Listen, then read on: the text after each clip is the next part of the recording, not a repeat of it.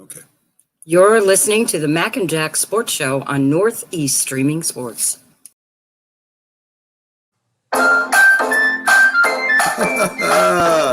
Let's do it.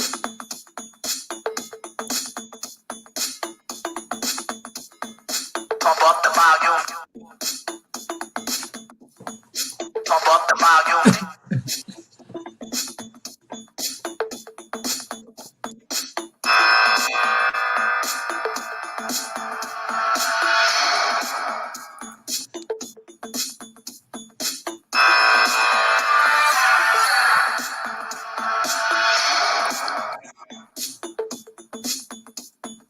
Pump up the volume.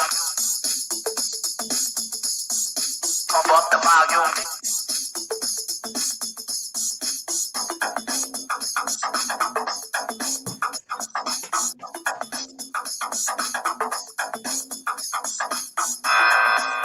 Good morning, everyone, and welcome to the Mac and Jack Sports Show, streaming live on Facebook, YouTube, and Twitch, 8 to 10 a.m. Wednesday through Sunday. You can see our Facebook shows on Mac Sports and Northeast Streaming Sports Network's Facebook page, with our platforms also on Twitter and Instagram. Like, follow, comment, share, and subscribe when possible.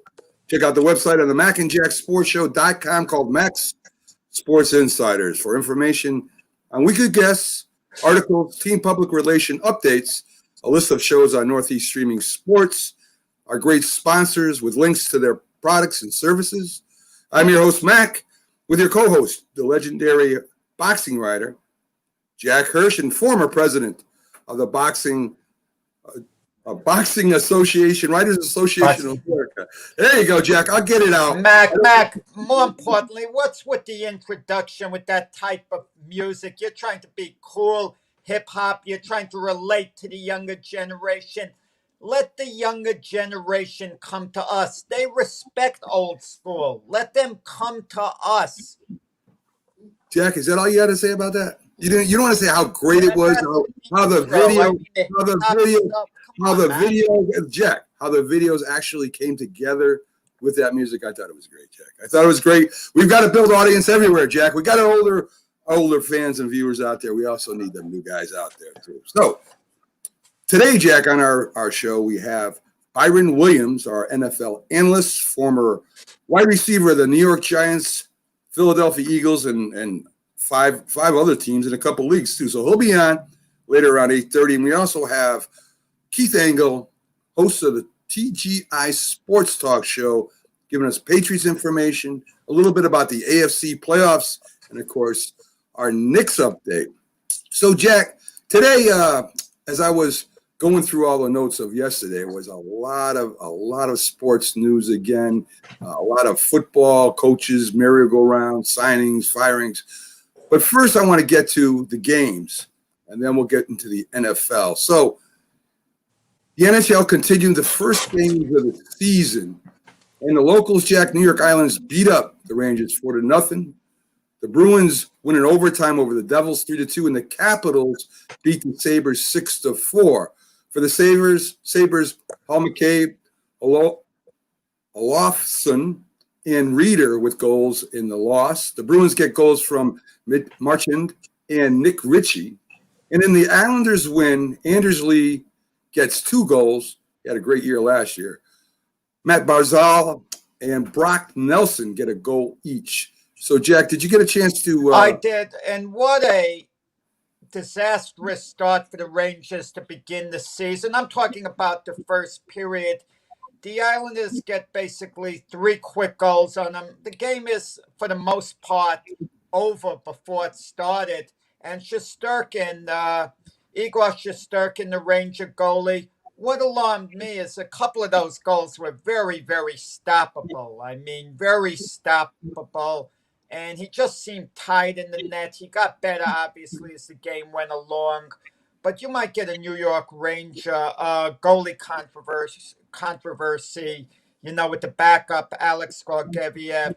There might be some calls for him to play if we have that performance again. But we're in a new generation of New York Ranger goalies. Yeah. I mean, with with the great one leaving. I mean, he Lundqvist. yeah, Yeah, a life without Lundqvist now. yeah, Didn't get yeah, off to a good start. not at all. I mean, Igor seemed to have problems in the playoffs last year too, where Lundqvist did Yeah. come in for him. He's young, Jack. He's going to have to, but he's going to have to do his part if the Rangers are going to have a shot this year. Impressed with the Islanders' defense again. The Islanders' defense, their trapping style, their quick skating. They always turn that defense into goals, and they picking up right where they left off last year, Jack. So they played really well yesterday. They are. You noticed good, Mac. They were out skating the Rangers as well a good part of the game, and it just seemed like the Islanders were coasting late in the game. They knew they had the game won, and it's a long season in a sense, not for the amount of games, but the schedule is all going to be condensed. It's going to be jammed in. So whichever team can handle fatigue the best is going to be the most successful. Definitely agree with that. In the NBA games last night, Jack, the 76ers beat up the Heat 125-110. The Raptors beat the Hornets. Rockets without Harden beat the Spurs 109-105. The Nuggets 114. The Warriors 104. And the Pacers hold Portland to only 87 points in their win. So, Jack, I look at that as a shot across the bow by the 76ers to the Nets. I mean, they beat up last year's Eastern Conference champs. Doc Rivers had Simmons playing guard. He scored 10 points but had 12 rebounds. And Shake Milton had 31 points off the bench. And I can't believe the reports were actually true that the Sixers would have been willing to include Ben Simmons in the deal for James Harden. They're going to look back years from now, the Sixers, and be thankful the Rockets didn't accept that if they indeed offered that. And the Rockets might look back and regret not taking Ben Simmons in any deal, even if it would mean less draft choices, but big deal if you could get a player the caliber of Ben Simmons. He had a triple-double yesterday. He's consistent. He's only going to get better. Him and Joel Embiid don't exactly mesh perfectly, but in time, Simmons is going to take off and be one of the real stars of the NBA. I agree. And, I think that the Rockets are going to also look back at this trade with Harden. I think they're going to be a little happy about it, Jack. You face it. They never won a championship with Harden there. He's to me, he's like a Carmelo Anthony to a point where the man can score. He doesn't really want to play defense. He does when he has to. He doesn't really want to distribute the ball. He just wants to shoot the ball. And the mesh there with the Nets, as we talked about at length yesterday, I don't know if it's going to work or not, but I think this is going to open up some things for the Rocket players right now because they got some good players there, Jack. I mean, they got some real good, steady players there. They picked up a superstar. They got 4 first-round draft picks coming and swap drafts at that. So, I mean, listen, this may be the start of something great for the Houston Rockets. Well, perhaps. I mean, an X factor could be DeMarcus Cousins. He's been injured for a couple of years, suffered a gruesome knee injury a while back. And if DeMarcus Cousins can get back to mostly being what he was a terrific player. Same thing with John Wall, who was out last year with an injury. If he gets back to his old form, and indications are he will, Houston has some real building blocks because they have some other good players as well. I definitely agree with that. I listen. I think this may be celebrated in Houston more than it is in Brooklyn. Well, let's not get carried away. Houston is going to struggle for a while. They might not even make the playoffs this year, but the building blocks are there in place moving forward. I don't know, Jack. As I said, I think they got a pretty solid team once you take the ball out of Harden's hands for a little while. In NFL news, Jack, and we had a lot of it yesterday, the first and biggest was Urban Meyer's hired as a Jags head coach. Listen, there's been a lot of great head coaches from college that have gone on to the pros, and many have failed. I mean, Jimmy Johnson made it, but if you look at Lou Holtz, you look at one of the greatest of all time, Nick Saban. If you look at the Seattle head coach who came up and was with the Jets, Pete Carroll. I mean, was he with the Jets or the Patriots? I'm trying to remember now. But I know he was with the Patriots also. Pete Carroll, Patriot coach, Jet Yeah. coach, yeah. Yeah, he wasn't doing too well either until he got that Seattle gig. So, I mean, we'll see. Urban Meyer, this is a different type of game, Jack. You don't recruit your players. You don't get to know them personally. You're not going to say, hey, Ohio State is better than, Clemson. You're actually going to draft these players in the order that you get to pick. So, I mean, it's a different ball game. It's a different animal. We'll see what he can do over there. Well, I got to tell you, immediately Tim Tebow was called. Urban Meyer was his coach in college. They have a father-son type relationship. Urban Meyer absolutely loves Tim Tebow as a person. And let's face it, under Urban Meyer in college, Tim Tebow was one of the greatest college quarterbacks of all time under Urban Meyer. His game didn't translate into the NFL. When Tebow was struggling for a job after getting cut by the Jets, it was Urban Meyer who put in the phone calls to Bill Belichick, and he called up the Eagles. Tim Tebow eventually was a late cut from both teams, but Tim Tebow would actually have an NFL job as either Trevor Lawrence's backup or third-string quarterback. But Tim Tebow said he wants to continue his minor league career with the Mets. He's determined to try to make it to the big leagues. So, but that's a little bit of a fun storyline. Yeah, definitely. The Jets, they hire a head coach right after that, Jack. I mean, I didn't even know they were taking interviews, but they hired the defensive coordinator of the San Francisco 49ers, and it's Robert Saleh. Am I saying it right? Close enough, Mac, I'm sure. No, let's We pronounce apologize to him if we pronounce it wrong. Well, We'll get we're to know gonna- him better. Jack, Yeah. we're going to pronounce it right. It's Robert Saleh, who is the first black Muslim coach that I can remember, that head coach that has been hired. Like I said, I didn't even know interviews were going on, Jack. I mean, they were pretty quiet about it, unless they just called them and said, hey, we want you, and that was that. So the Jets, your team, Jack, has hired a new head coach. He did a great job with the San Francisco 49er defense, one of the best in the league last year, kept them in a lot of games this year. So good hire, Jack. A pretty impressive guy who is very much in demand. Kudos to the Jets for this hire. And what impresses me, too, is Joe Douglas had no prior relationship with him. Everyone thought Joe Louis was going to hire someone like a Doug Peterson, someone who he's worked with before, and they were thinking in terms of the buddy system in the hiring. But there's no prior relationship between Coach Saleh and the Jet GM, Joe Douglas. And Robert Saleh, like I said, he had several other interviews lined up. He was very much in demand for these openings. So something about this Jet job had to really perk his interest for him to basically jump the gun in a little bit early, take this position. And kudos, to the Jets for this hire, because I think it's going to be a good one. But the Jets have a lot of work to do, so everyone's going to have to be patient with Coach Saleh, as he's entering territory as a head coach in the NFL. But one last caution. A lot of assistant coaches in the NFL who have been exciting hirings haven't quite worked out as head coaches. It's a bit different between being a head coach and a coordinator. Oh, definitely, Jack. There's no doubt about it. What's interesting when you hire from the NFL, a coach from the NFL, an NFL job to another team, he knows players on the former team, and sometimes them players will follow him. They used to do with Parcells. They did with Belichick. They did with a lot of great coaches where they were coaches on other teams, and they follow that coach because they love working for that coach and they know that coach.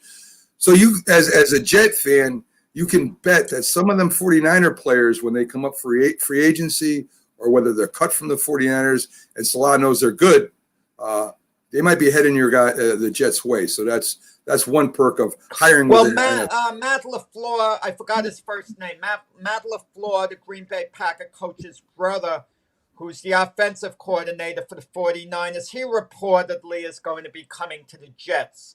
So when Right. you're saying Mac rings true, you tend to bring your own people. If an assistant coach gets a head coaching position, he's close with certain guys on the staff, and he's going to try to bring some of them along.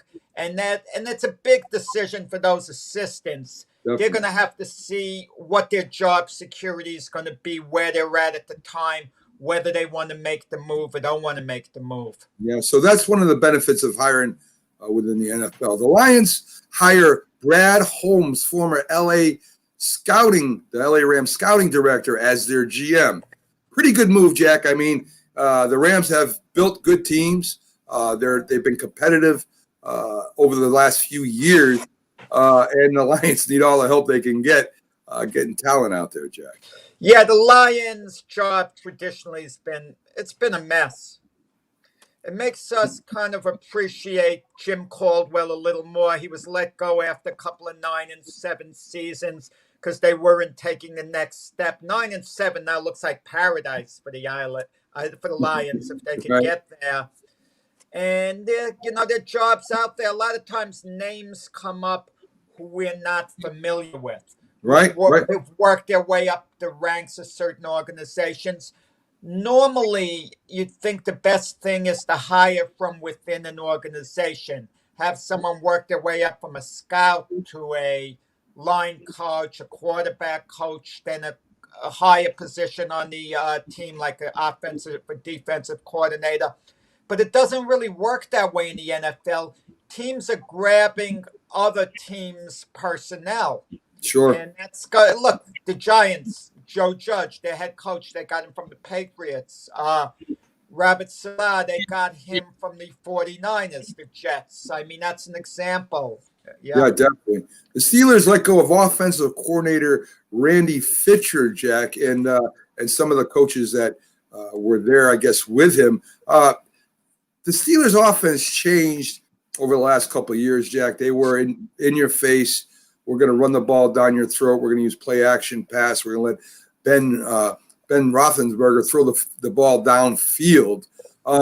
They came to what really looked like the Patriots' old offense when they were really good under Tom Brady, where it was all timing patterns, quick throws, and it worked for them.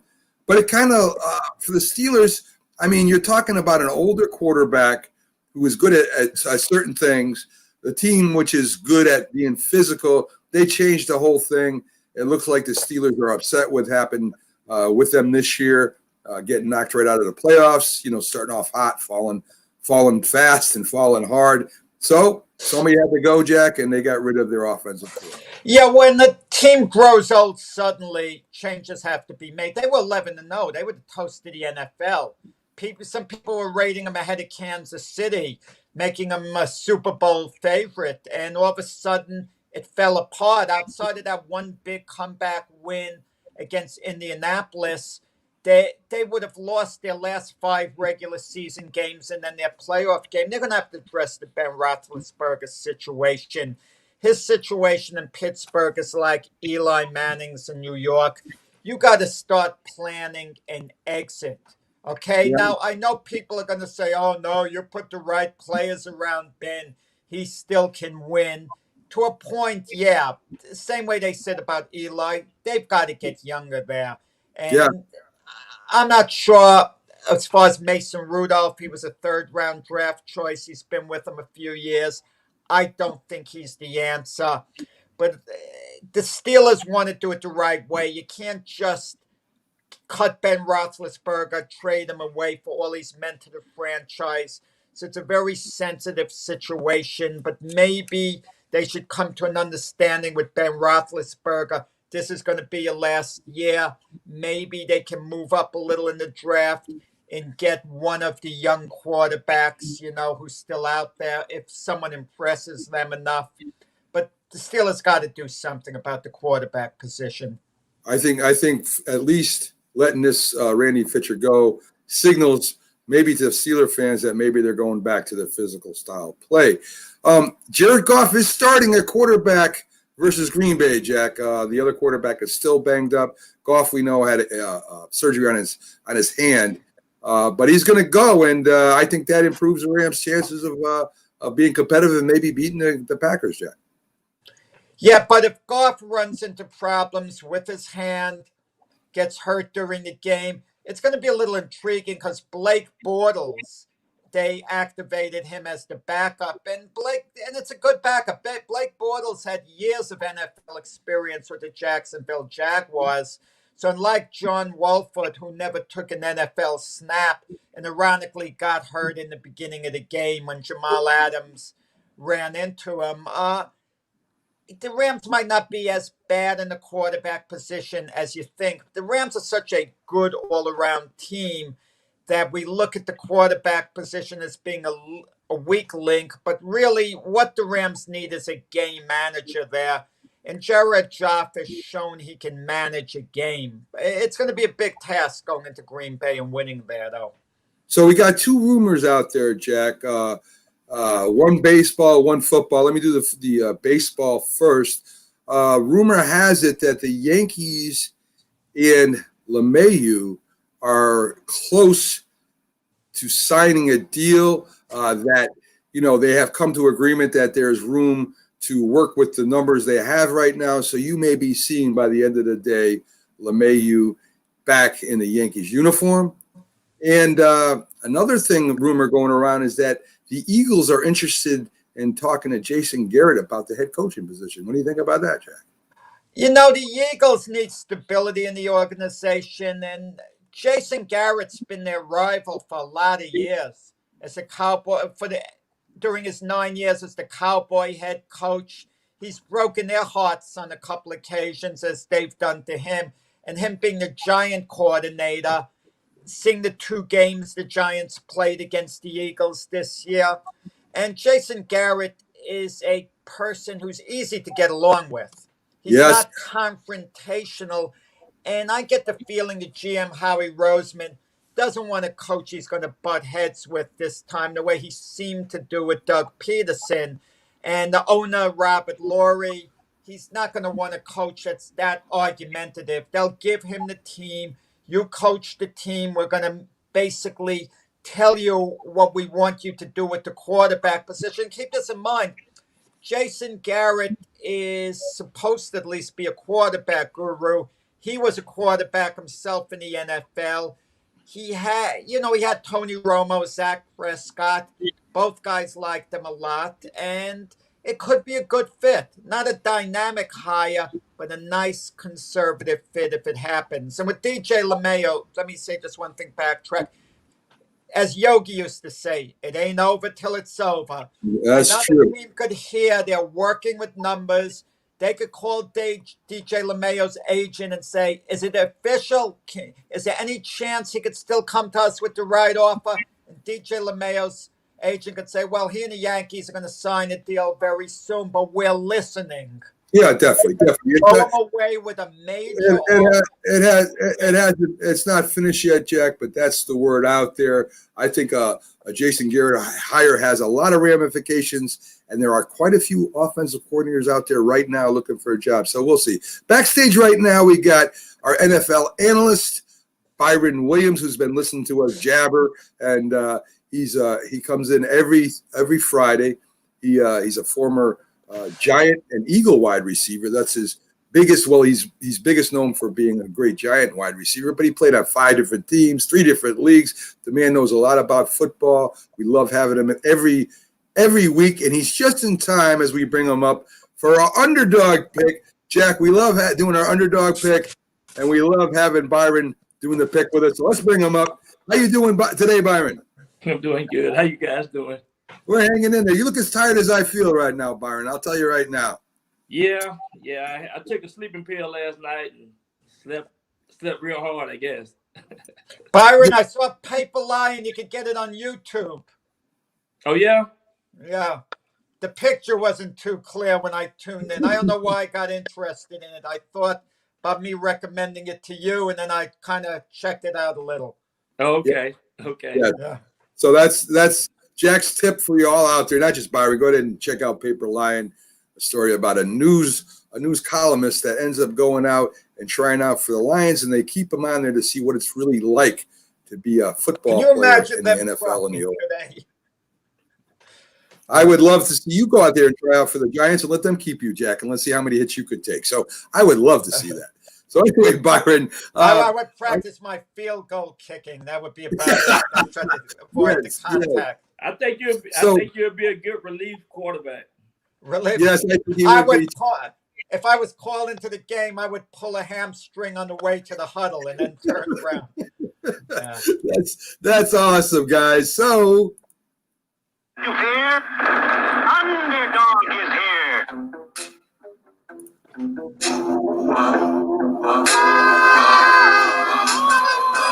When criminals in this world appear and break the laws that they fear and frighten all who see or hear, the cry goes up both far and near for underdog, underdog, underdog. all right, guys. Every Friday about this time, we do our underdog pick. And during the season, me and Jack, and sometimes Byron even got involved in it. We do our underdog picks, and we normally kept it the real underdog pick to be more than a score, 6 points and up. I was 50%, not to brag. Jack almost went up to 50% with one of his picks last week. But we're throwing that rule out the window for the playoffs because right now everybody in there is supposed to be able to win the game. So any underdog that you can pick that is not a favorite this week counts this week. So I'm trying to get, here we go. I got my notes here of all the underdogs that we have this week, guys. And it starts with the Rams. They have plus 6.5 at Green Bay. Baltimore is getting 3 at the Bills. Cleveland is getting 10 going up to Kansas City.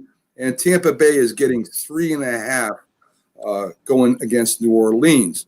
I'm going to give you mine first, guys. I thought about taking Cleveland because I really have a good feeling about Cleveland this week. Everybody don't think they have a chance, but I really do. But I'm going to take the Rams. I like the Rams with their defense, their running game, going up against the Green Bay Packers and Aaron Rodgers. And I really still think defense wins games in the NFL when it comes down to it. The Rams have an excellent pass rush. They have an excellent defense against the run. And we saw what happened when Aaron Rodgers went up against that San Francisco pass rush last year in the championship game. Not that Aaron Rodgers isn't great. He's probably the MVP this year. But that's my pick is getting the points. I think that the Rams will actually beat Green Bay this weekend, Jack. What do you think? You know, if I was going to play devil's advocate, and I'm not because I agree that's my pick, and I'll tell you why, the reasons in a moment. But if I was going to play devil's advocate and pick another team because you picked that one, I think it would be the Ravens over the Bills. But what bothers me there, Lamar Jackson, a young man from Boynton Beach, Florida, where he grew up, has never played in the snow, and he's been talking about it. So I think that's a mental thing. You start becoming a little beaten. And I have to even ask Byron about this. I always wondered if I was a player, okay? I despise the bitter cold with a passion. I can play in 95-degree weather, okay? Lots of fluids and be in great shape. I couldn't tolerate weather 0 degrees. I couldn't tolerate getting tackled out onto the hard turf. I mean, I would just want to get out of there. I would think less about winning and more about surviving. Let me put in my time on the field, and I can't wait to get into the locker room. That would be my goal, just finishing out the game. And especially you get a skill position player like a Lamar Jackson, a Florida guy his whole life. I don't know how much he's focused into winning as opposed to surviving. You know, obviously everyone wants to win badly in a playoff game. But I think the weather is such a major, major factor. And with that said, how can I be picking the Rams from sunny California to beating the Packers?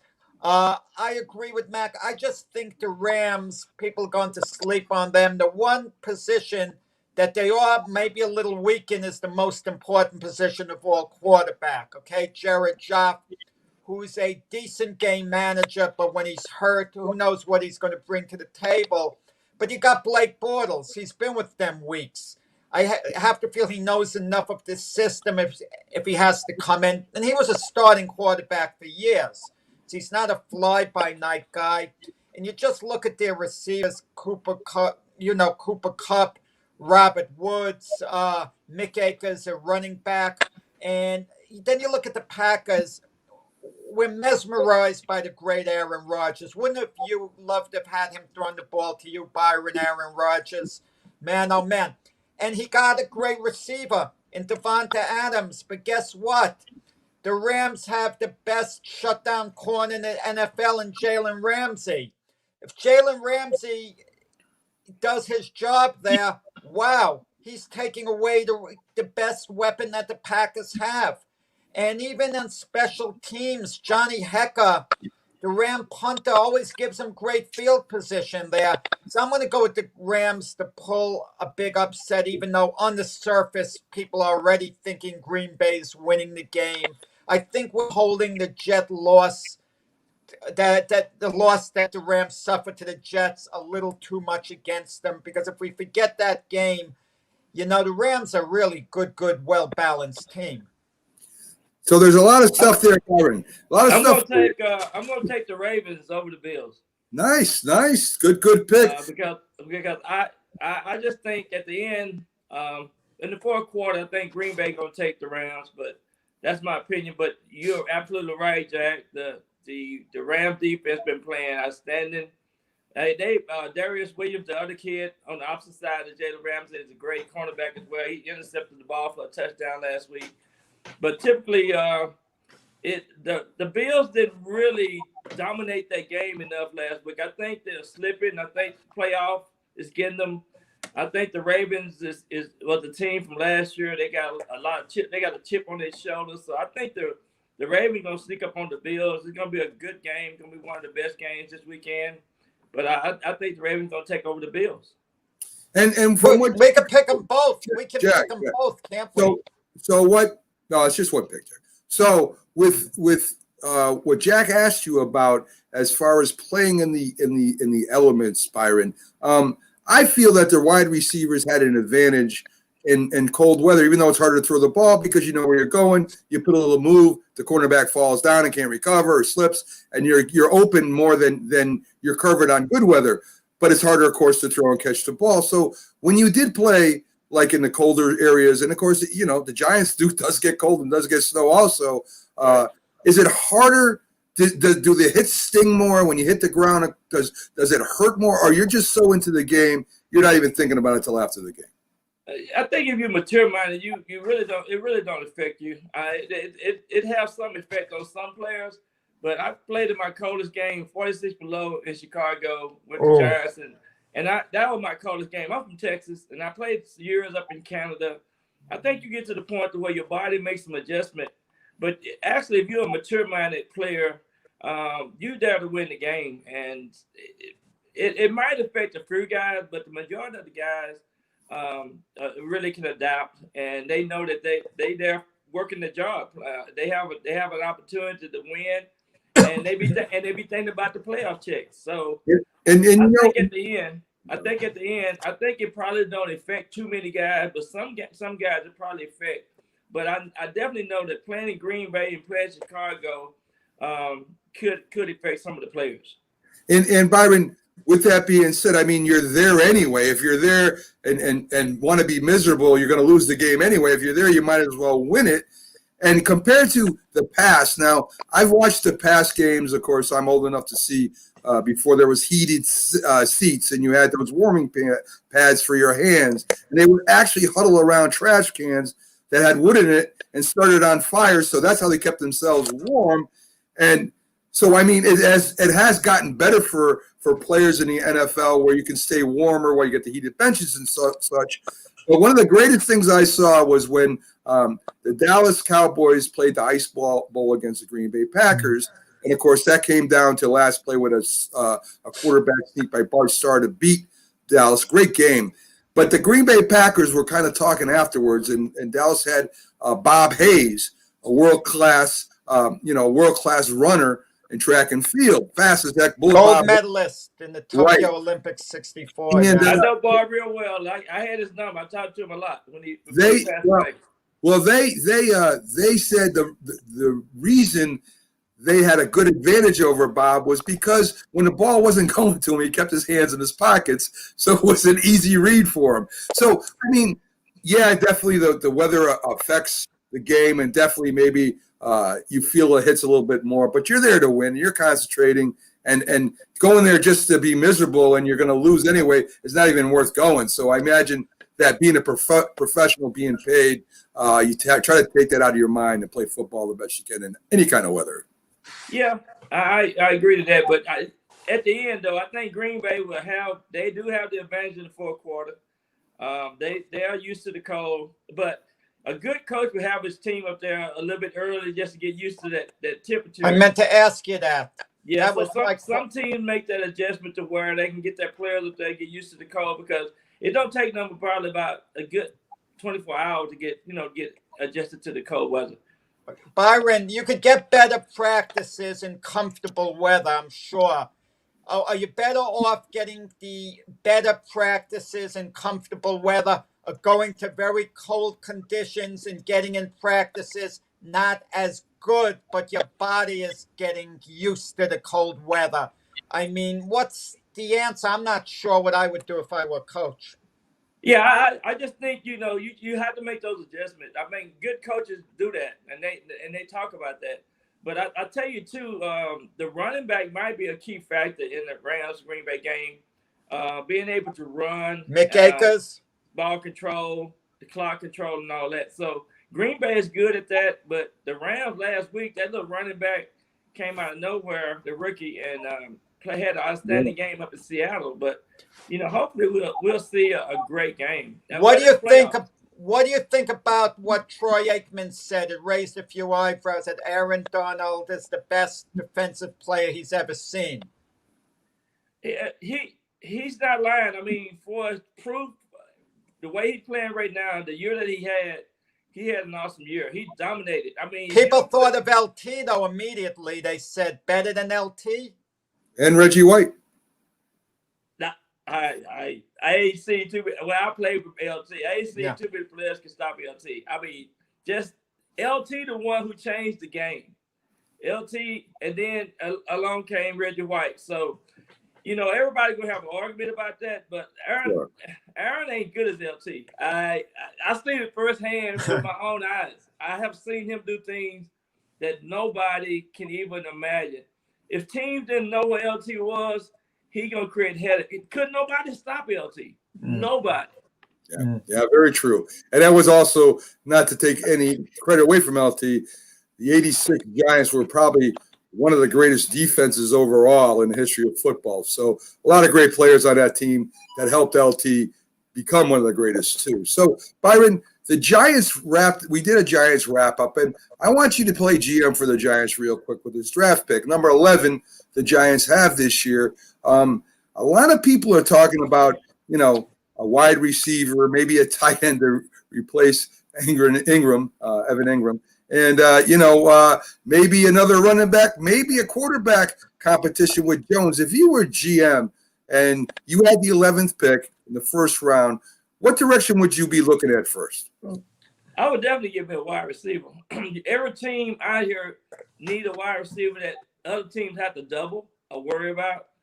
And I think, you have to get a wide receiver that's going to change the dynamic of the defense. And I think the Giants hadn't had a wide receiver in a while, and they need another wide. They need a wide receiver that's going to be that would be compatible to the quarterback as well as the running back that we have.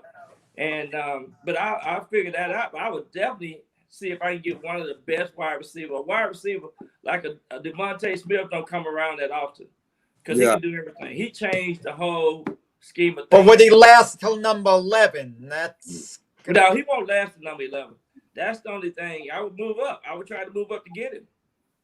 Yeah. Now, with the question Mac and myself debated, do you draft according to need or the best play available? I always like to go for the best play available unless you have someone else in that position who's a franchise player, and you don't need another guy, in that position. But the Giants don't have that novelty.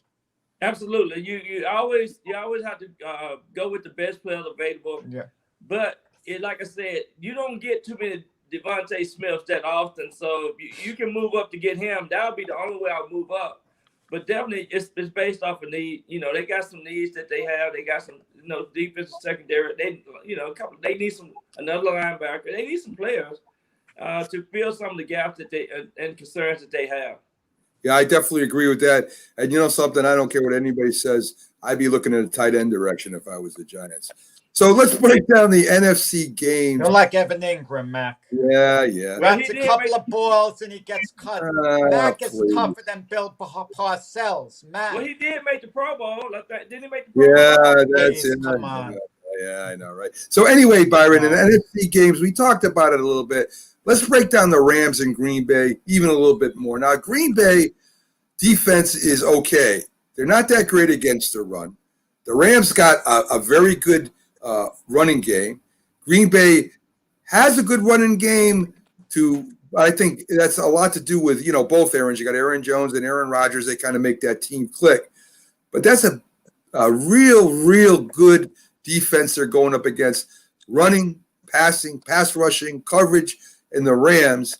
Goff, he's got that hurt hand. But he still threw a touchdown last game. So, he played one-handed last week when the other quarterback got hurt. If you were to play in this game, or let's say if you were to coach in this game, let's turn it around a little bit. If you were to coach in this game, what would you do with Aaron Rodgers? If you were the defensive coach, the coordinator of the Los Angeles Rams, what would be the first thing and concern you would do as far as dealing with Aaron Rodgers?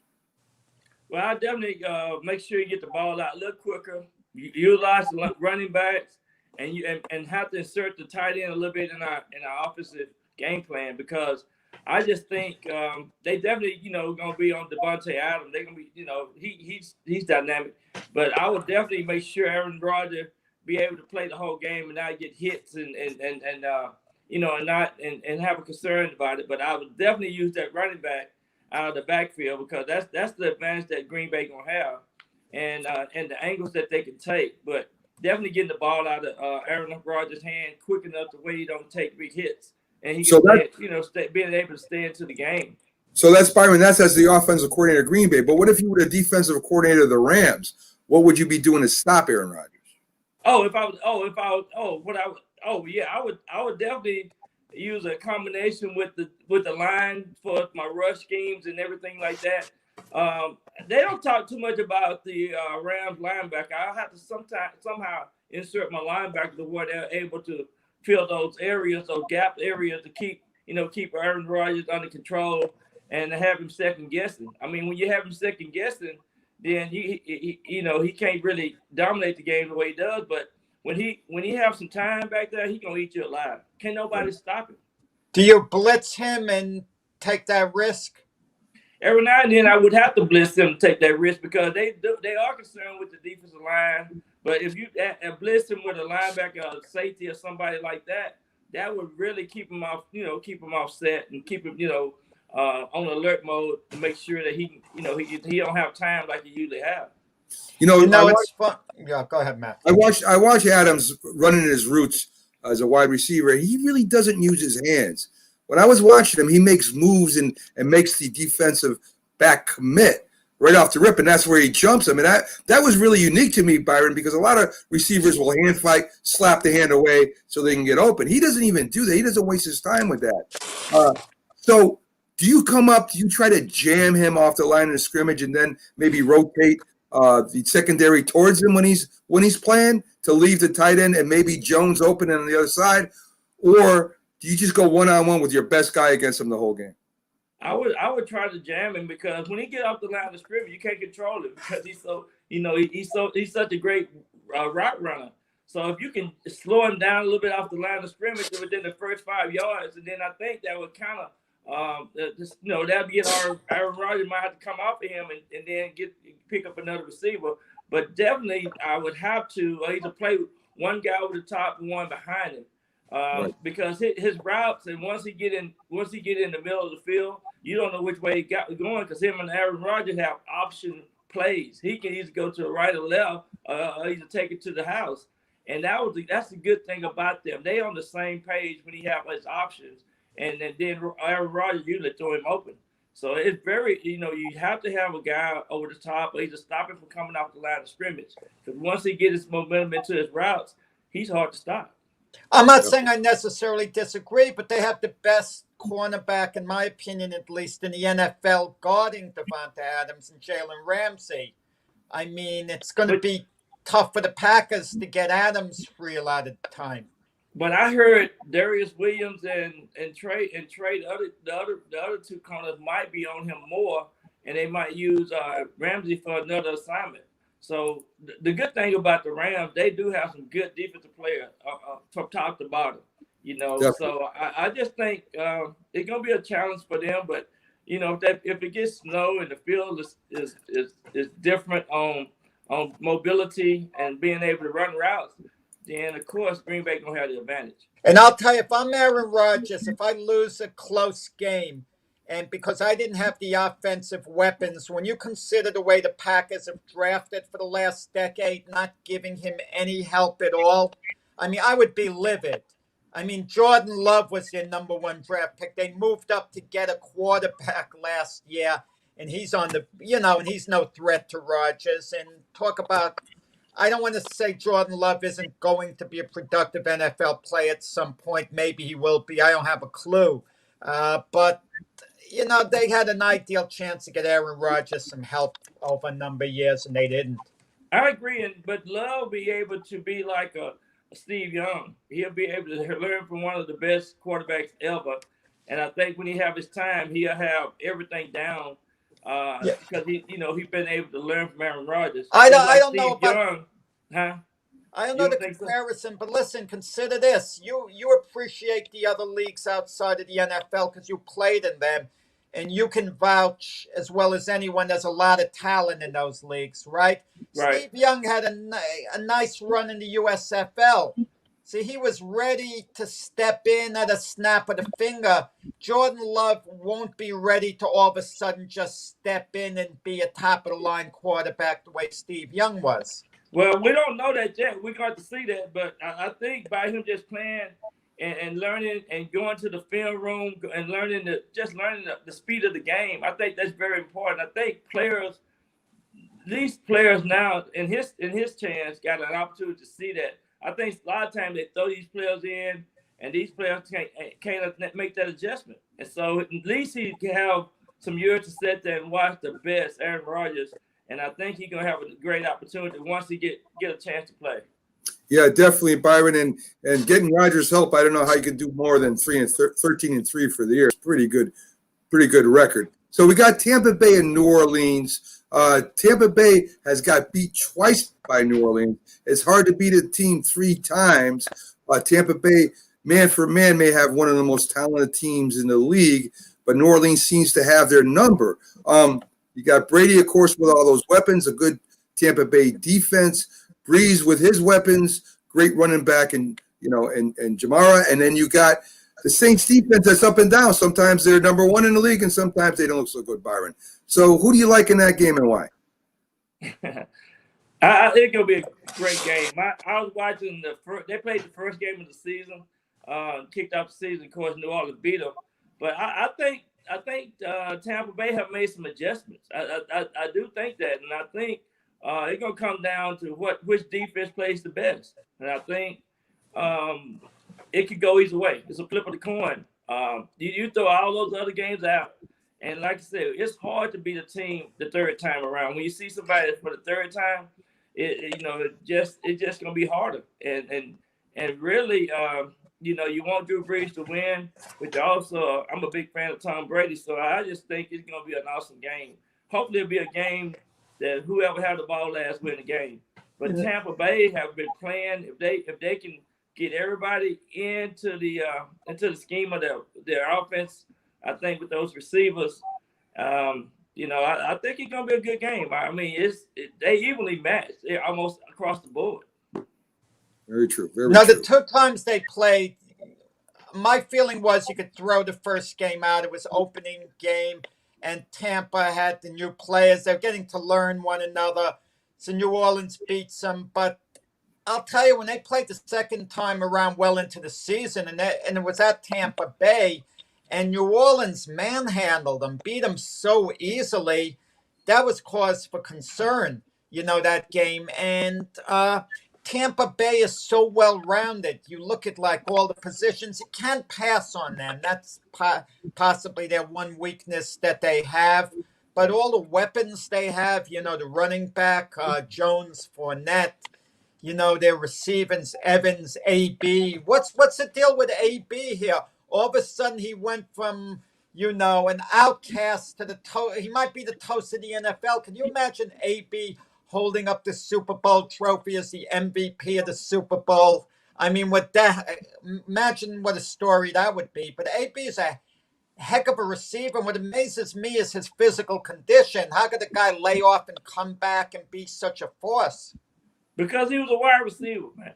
Jack, he was a Yeah, wide I receiver. know, but He runs a lot. No, but for real though, and plus Tampa Bay got some great tight ends. I mean, yeah, it's gonna be a different game. Tampa Bay gonna be, it might be the team with the last. I don't know why I keep saying this. The team with the ball last. So I don't know.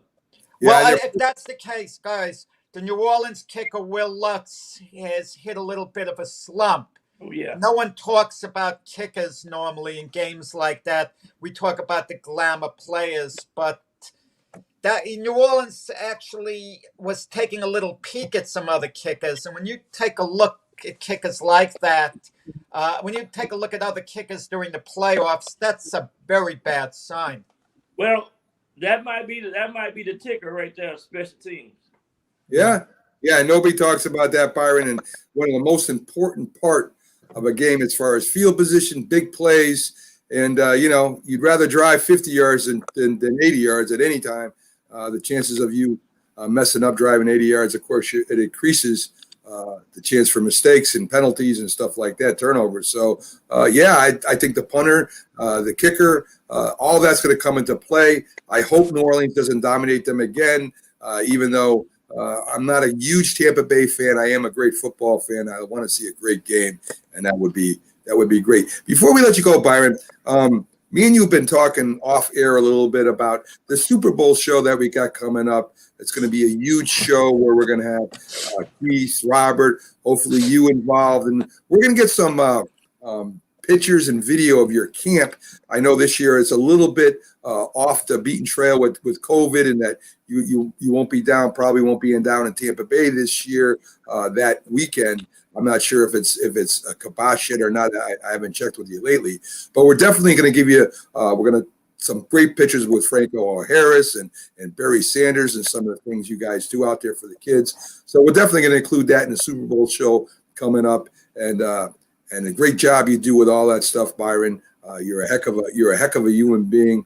One of my favorite receivers of all time, being with the Giants and such. And I love what you do down there for the kids, because that's what being a coach. That's what I love, was working with the kids and trying to maybe help them out, especially the ones that don't have that are from single parents and don't really have a shot at having mentors. So it's a great thing you do down there.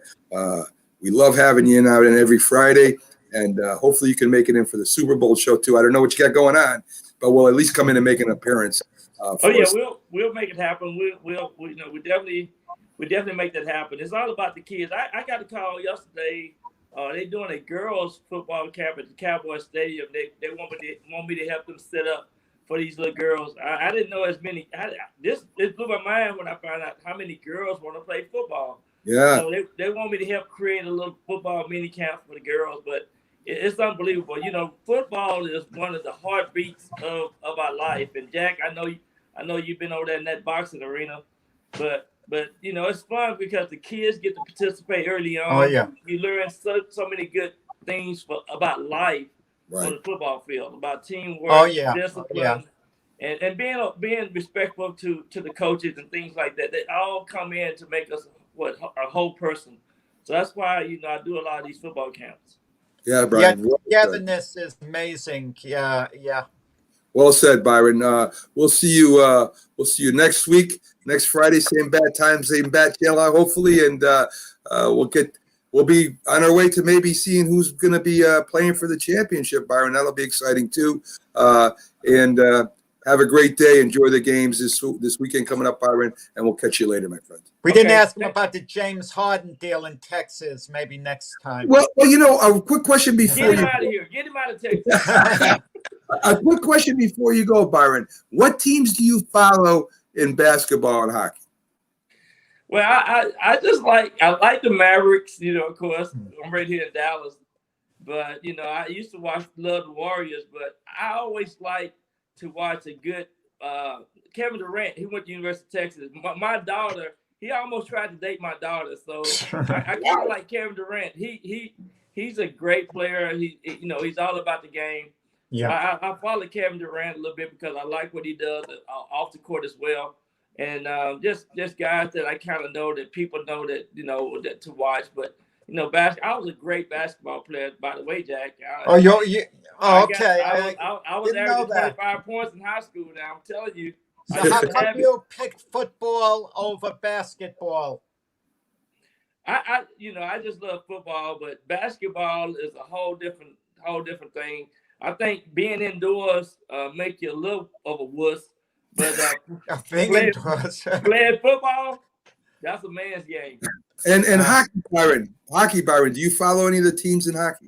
Oh yeah, I always have followed the New York teams in hockey. So I love hockey. Yeah. I mean, when I went to Canada, I really learned a lot about hockey, and I really appreciate those guys how spectacular of the things they do on the ice. So yeah, I love hockey.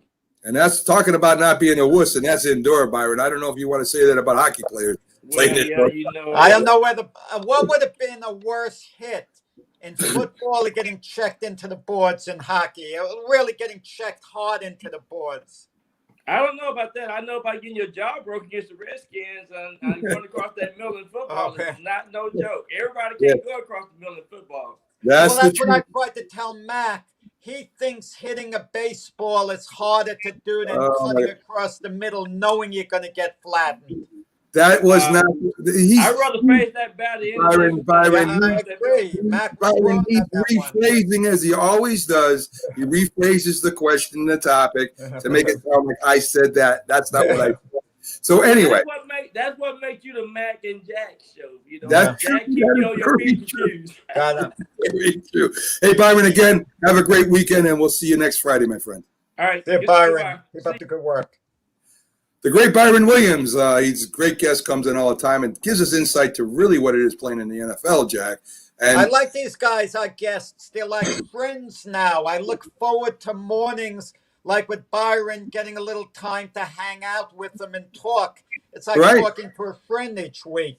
Yeah, isn't it? I'm learning a little football in the process as well. Exactly. It's an awesome, awesome thing when we have these guests that come in every week and they've been with us for a while. And like you said, it's like visiting with friends, but getting a lot of information too, Jack. So let's take our official timeout. On the other side, folks, we got Keith Engle from TGI Sports Talk, another great guest, another friend of the show. So stick with us, guys, and we'll be right back.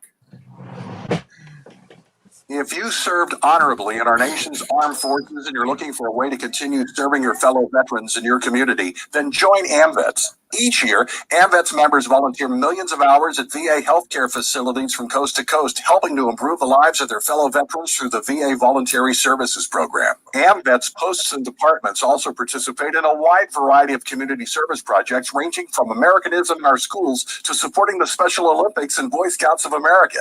If you no longer wear the uniform today, you can still serve through the AMVETS by joining today at amvets.org. Hi, Grandma. What's for dinner? Hey, honey, I'm making stew tonight. Ooh, can Nina come over? I'm not sure about our new friend. I wonder if there's been any drinking going on. Alcohol at her age can lead to so many bad things. I've been meaning to ask you, what would happen if someone offered you a drink? Grandma? This is hard. She's so young, but I know I need to talk to her about it now before someone tries to give her alcohol. If anyone ever does offer you a drink, I want you to say no. I have too much respect for my family, and I don't want to get in trouble.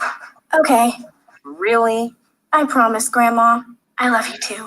Okay, how about tasting this stew and telling me what you think? Some children may try alcohol as young as 9 years old. It's not too early to talk about drinking. For tips on how to begin the conversation, visit underagedrinking.samhsa.gov. That's underagedrinking.samhsa.gov. This message brought to you by SAMHSA and this station. When you hear the word asthma, you probably think of shortness of breath, coughing, or inhalers. Lots of things can trigger asthma, but the fact is that asthma doesn't just attack, it can kill. But with proper medical management, asthma is controllable. If you experience shortness of breath, wheezing, tightness in your chest, or persistent nighttime coughing, you may have asthma. See your doctor and get the facts. You'll breathe easier. For more information, call 211 Info Line. A message from the Connecticut Department of Public Health, keeping Connecticut healthy. Talking, they will hear you every single time. Oh, we're getting killed. Yeah, well, Kyle's not here. How come? Kicked off the team. Didn't Tim tell you? Kyle and some other kids got caught drinking beer in the park a couple of nights ago. Really? Yeah. They were bothering us. He's out for the season. Come on, that's a first offense, right? That we know of. But why should that matter? He knew not to drink. I've made it clear to Matt that's what we expect from him. What have you said to Tim? Nothing really. You know, a lot of kids try it at this age, so. Yeah, well, a lot of kids don't try it too. I'm not saying that Matt's going to be this perfect kid, but if I don't tell him what we expect and why he shouldn't drink, how's he going to know? You think kids that age really listen?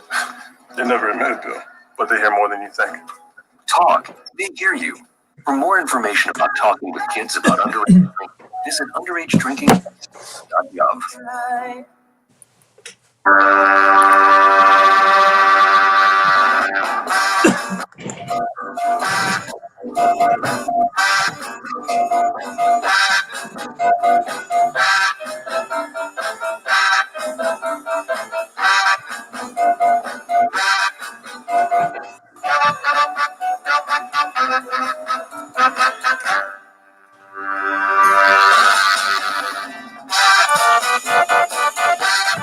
Good morning, everyone, and welcome back to the Mac and Jack Sports Show on live Facebook, YouTube, and Twitch, 8 to 10 a.m., Wednesday through Sunday mornings. We're glad to have you. I'm your host, Mac, with your co-host, the great Jack Hirsch, as we're here trying to guide you through the weekend preview. A lot of sports have happened over the night and going on today, Jack. We just had our great guest that comes in every Friday, Byron Williams, former NFL wide receiver for the Giants and the Eagles, and 5 teams in all in the NFL, Jack, in the CFL, and also in the World Football League, where he set records over Mac, there.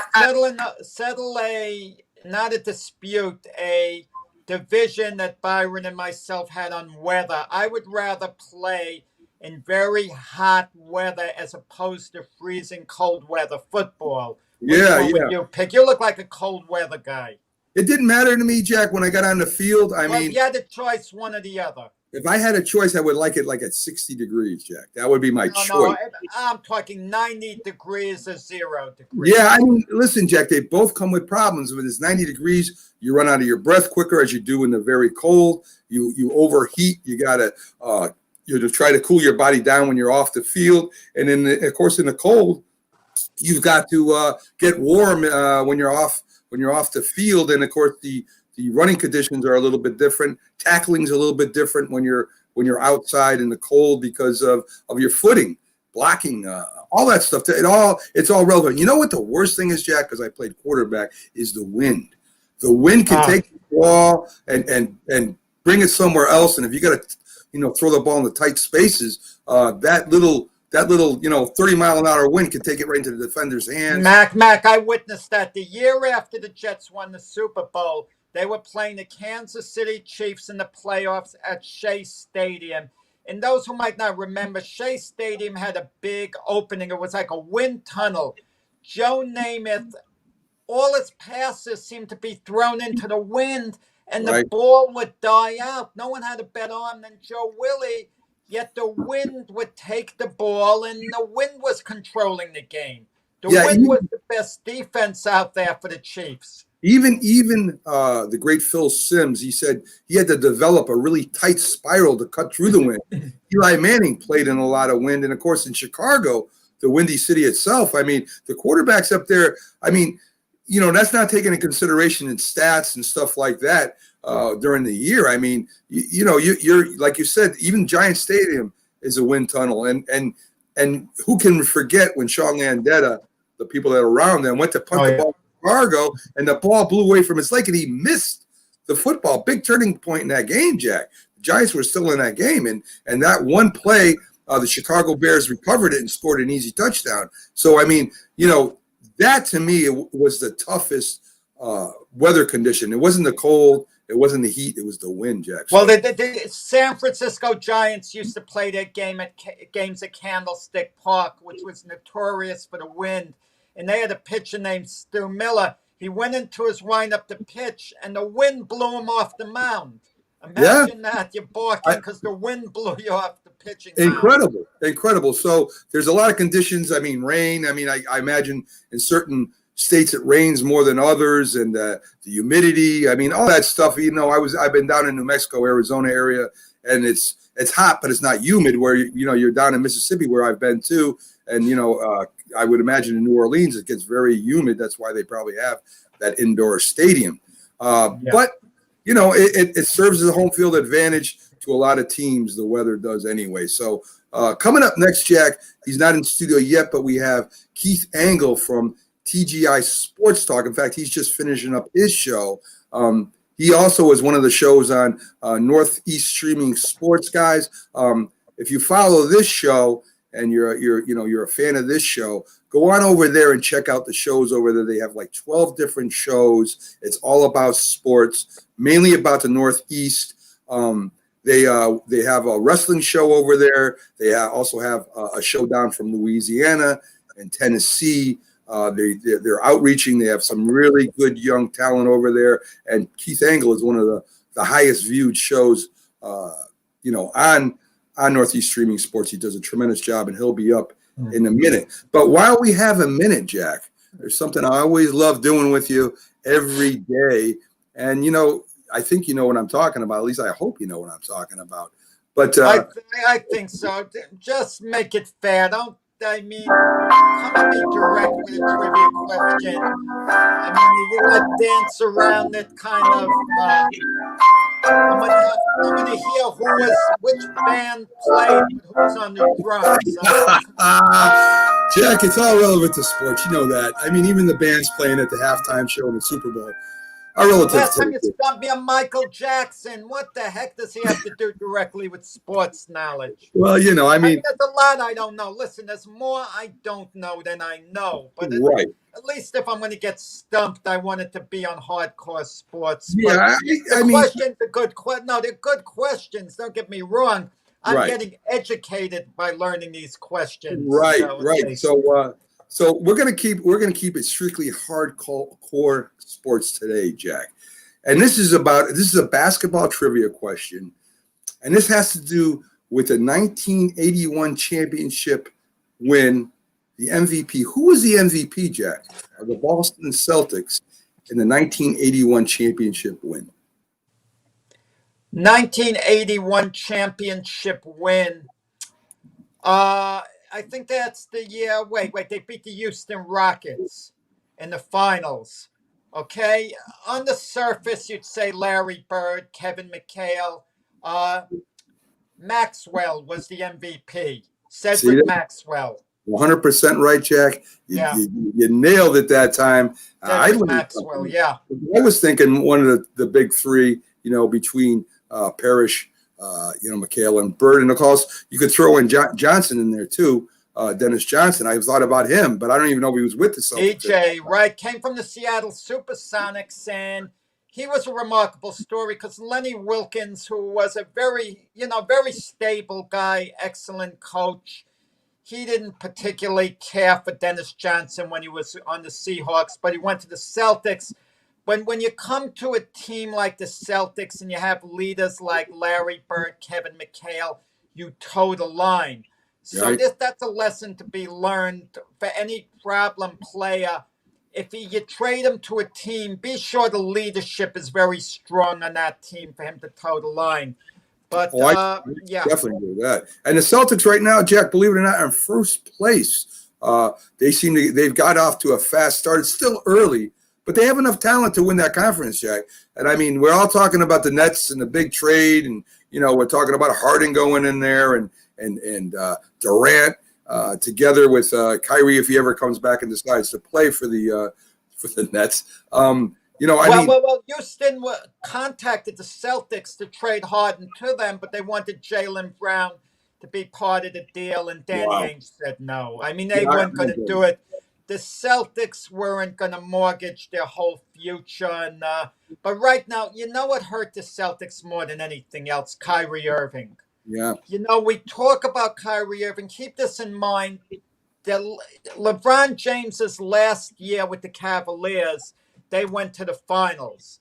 Kyrie Irving, they beat the Celtics in 7 games to go to the finals. Kyrie Irving was on the Celtics. He didn't play that game.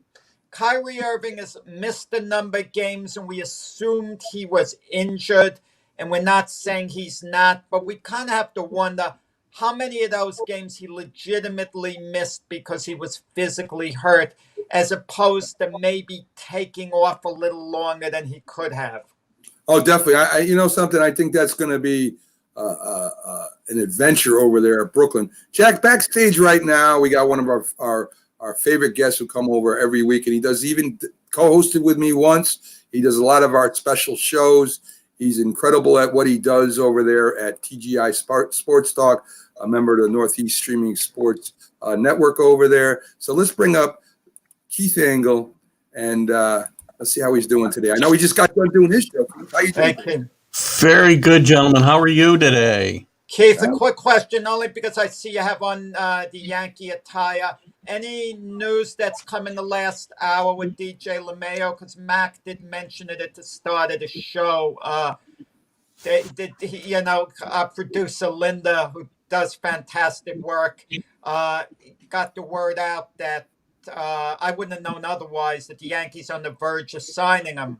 Yeah, I had somebody comment on my show. I was in my show, so it was hard to look, but they commented that he had signed. I did a little research before I jumped on here, and they're close. There's nothing official yet that he's signed, but they are very close, which is very good news, obviously.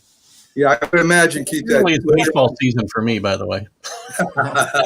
I would imagine, Keith, that there will be news today, yay or nay. I mean, they say they got wiggle room going there, but there is a negotiation going on where there is a chance for them to get together.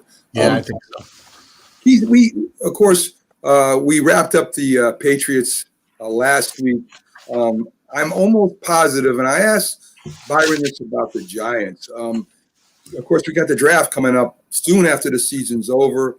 I think you guys got the 13th pick, if I'm not mistaken. 15th pick. Thank you. Yeah. So you're GM right now. You're in charge over there. Belichick has to listen to you. What area are you looking at to get your first draft pick? Are you going to let the strategy that's been going on for the last few years prevail and trade down? Or are you going to go out and get yourself some help on offense or defense? What do you think of the GM? What do you be looking for with that 15th pick? Well, if we're talking about me and not the team, what I think the team will do, I'm staying at 15. Well, depending on what happens, I'm going to stay at 15 and get the best player I can get, whether it's a quarterback, whether it's a wide receiver. I put a post out earlier this week and we talked about it last week, Jack, that if the Jets don't take Devontae Smith at 2, they're nuts. And I had a lot of pushback, man. A lot of Jet fans think he's overrated. And I said, well, I hope a lot of GMs think that, because I'd love to see him keep falling in the draft. Man, he's not falling to 15 because the Dolphins are going to.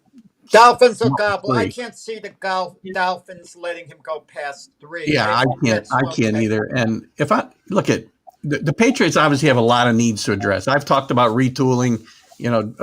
Mac, you think it's more of a rebuild? I think you can do. I think Belichick is capable of doing both at the same time. But it starts with the draft and free agency. And a lot's going to come down to whether they want a free agent quarterback, as a bridge to. Yeah, I'm not sold on anybody necessarily in the draft, quarterback wise, except Lawrence. The other guys all have question marks in my mind. There's a next factor, though, Keith. Nick Saban and Bill Belichick are close buddies, and if Nick Saban wants to help anyone out, it's Bill Belichick. And Alabama has a ton of great personnel, and they have a quarterback who's probably Mac Jones, probably going to go in the first round.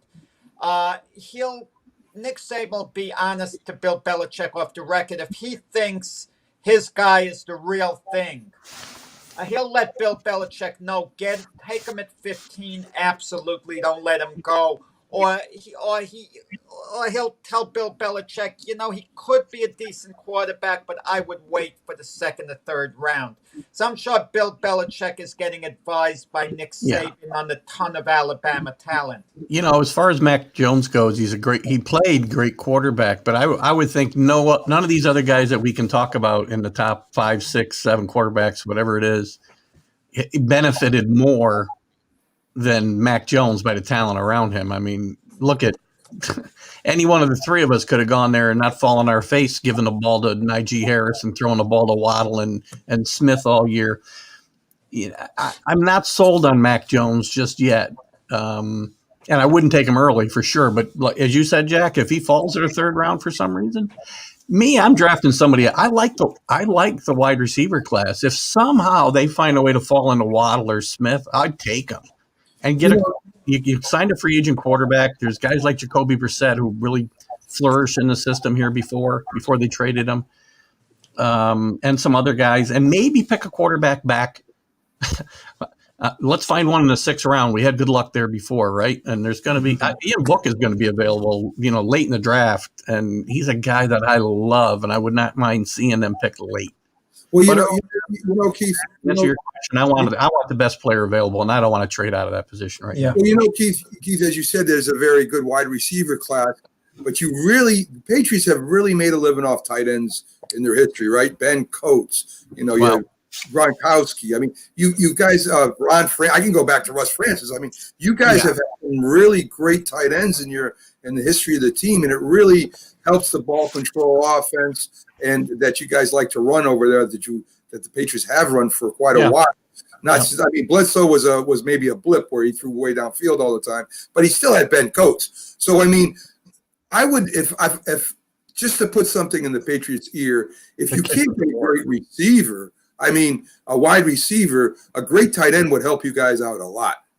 Yeah, the only guy that I can see at that early stage, though, would be the kid from Florida. His name's escaping me at the moment, but he's the only kid that I can see, the tight end wise, that I would pick at 15. If he's available, I think he'll be off the board before then, though. Teams no longer trade and make a deal with their number 1 draft choice and trade them for players straight out. But the number 15 pick to the Giants for Evan Ingram is intriguing. It's intriguing. It gives the Patriots a tight end, and maybe the Giants wouldn't mind moving on from Ingram because he had a couple of crucial drops in games.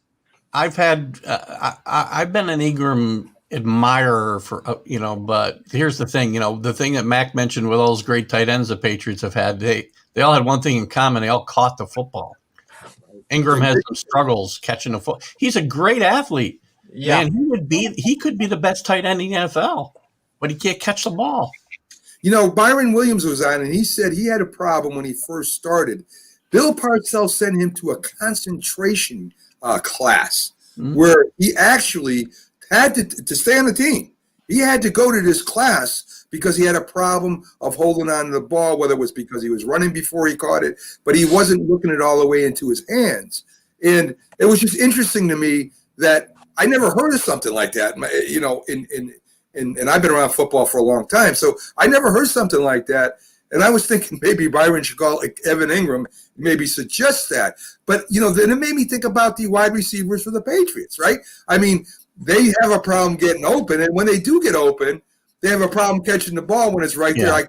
I can't forget that gadget play you guys did, and the guy was wide open in the end zone. It happens, Keith. These things happen. But when you're not playing well, they're so magnified that it's like, oh, we had a touchdown, and now look at our stupid receiver can't even catch the ball. So, I mean, I don't know. Maybe this is something that we got to look into, the concentration class off season, where wide receivers can go to this and I think we did a different term for it than concentration camp, but I was going to say that. Yeah, I thought that was a different road. Yeah, I probably shouldn't be laughing, but it's just caught me funny. But but you know what? You would think that something like that would exist today in today's day and age. I mean, we've got specialists for everything. How come we don't have a concentration coach? I mean, geez. Yeah. Well, let's cut to the chase. What's Cam Newton's status? What do you think? He won't be back. He won't be back. No, he won't be. I think it's 100% he will not be back. If he accepted, would they be willing to give him a backup quarterback role? Because he's leaving. It would seem that he's leaving on good terms. That he did make a good impression his 1 year there. That he was well liked by everybody. And they liked his work ethic and the effort he put in. Yeah, I mean, if he wants to come in at a backup, I don't think he's going to sign another $1 million deal myself. He's going to want money and want to start. I don't know what his attitude would be sitting on the bench. His attitude is great because he was a starter. He's not going to start elsewhere. No, I don't think he is either. I don't think he is either. There's a possibility somebody will pay him more money as a backup than the Patriots would. They're not going to invest. I think Cam's going to want more money than he got this year. Yeah. And again, all the great words about Cam Newton are wonderful. He's a hard worker. He was a good leader, but it's all about wins and losses and how you play. And he didn't play good quarterback. No, and I mean, it's not all his fault either. I mean, he didn't have any weapons, but listen, you still got to make throws when you got a shot to make the throws. And again, it's amplified when you're losing games, when you're normally used to winning games. Agreed. So Keith, we had our underdog pick. I let Byron make a pick, so I'm gonna let you make a pick too. I'm not gonna play the underdog song again, but we got the Rams. We got the Rams at 6.5 at Green Bay. Baltimore getting 3 at Buffalo. Cleveland getting 10 at Kansas City, and Tampa Bay getting 3.5 at New Orleans. Me and Jack both believe the Rams can beat the Green Bay Packers and might. And Byron went with the Baltimore Ravens, thinking that they're hot right now, even though Buffalo is one of the best overall teams in the playoffs right now. So he picked Baltimore. Me and the Jets got Rams. Me and Jack got the Rams. Who do you like as an underdog pick this week? To win the game, you're talking about, right? Yeah. Well, given the Rams quarterback situation, and who knows what the weather will be in Green Bay, Lamar Jackson's already seems to be psyching himself out about the cold weather and the snow. If listening to his remarks, I'm a little shocked at hearing him talk that way. The Browns, again, don't believe in Baker Mayfield. That leaves me with Tom Brady and the Buccaneers. Okay, that's a good pick. I mean, they have player for player, maybe the most talented team in the league right now. I just don't know. It seems the Saints have their number, Keith. I mean, I agree. And one thing I will tell you, it's very hard to beat somebody 3 times in the same year, though, too. Jack, a man after my own heart, I just said the same thing. Well, sometimes I like to look at teams and say, has the year been a success if they lose this game? Like, take the Buccaneers-Saint game.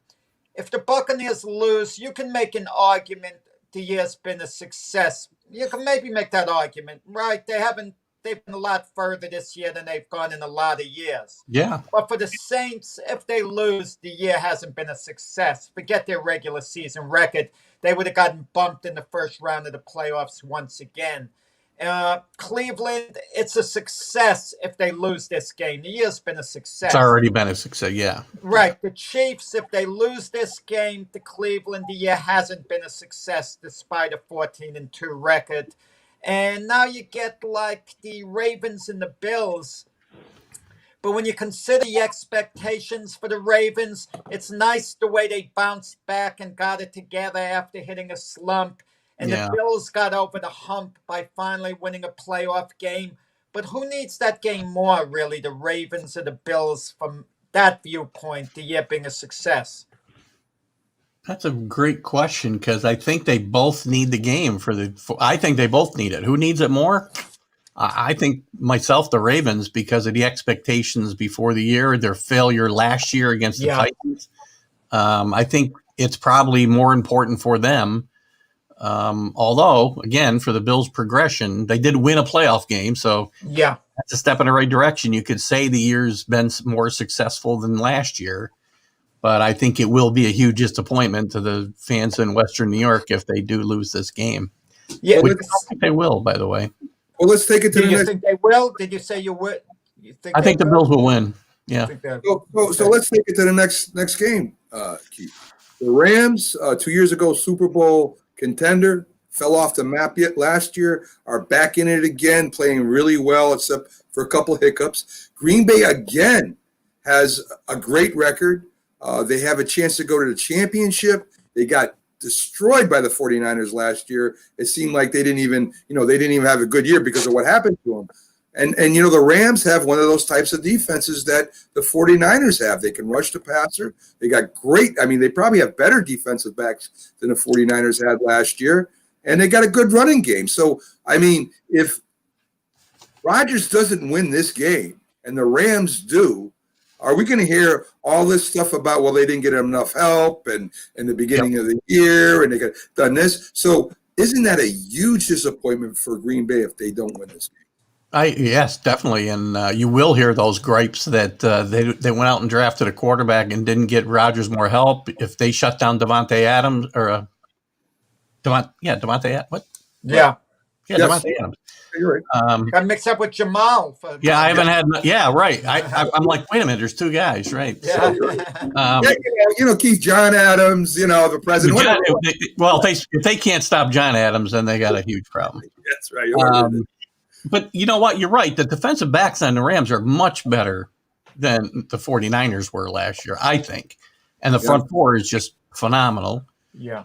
And they have the type of team that can go into Green Bay and win a game in bad weather, assuming the quarterback play doesn't beat them. Right. If Jared Goff is slumping, Blake Bortles, who they took off their practice squad, at least he's got years of NFL experience. He was a disappointment with Jacksonville, but he'd have his good moments with the Jaguars as well. Can would they go to Blake Bortles at some point during the game? I don't think they'd go to Blake Bortles unless Goff got hurt. I can't see. Jared Goff could throw 4 interceptions in the first half, and I can't see them putting Blake Bortles in. He hasn't been even on the active roster most of the season. So, well, they put John Wolford. They hadn't played an NFL game. They had him starting over. He was Jared Goff. Yeah, but just because of the injury, though. Again. Well, Jared Goff showed he could play. So if Jared Goff was someone they had a lot of confidence in, injury or not, he was on the active roster. Keep that in mind. It was like giving Sean McVay an excuse in a way. Well, you're hurt, he could tell Jared Goff, so I want Wolford in there. Yeah, well, Wolford had played well the week before, and Goff is not healthy. The hand's still hurt. It's going to affect his game. The cold may affect it more. I don't know.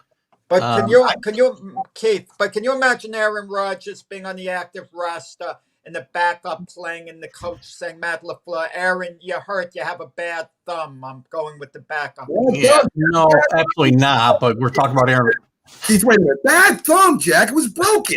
He had an operation on it. He couldn't even hand off the ball. But he was on the active roster. It doesn't matter, Jack. Wouldn't even allowed him to that is so off center, Jack. The man can hand come to practice to play. Oh my God, that's not part of the team. That's not an excuse. He kicks them out. He wouldn't even get them a ticket to sit in the stands for the game.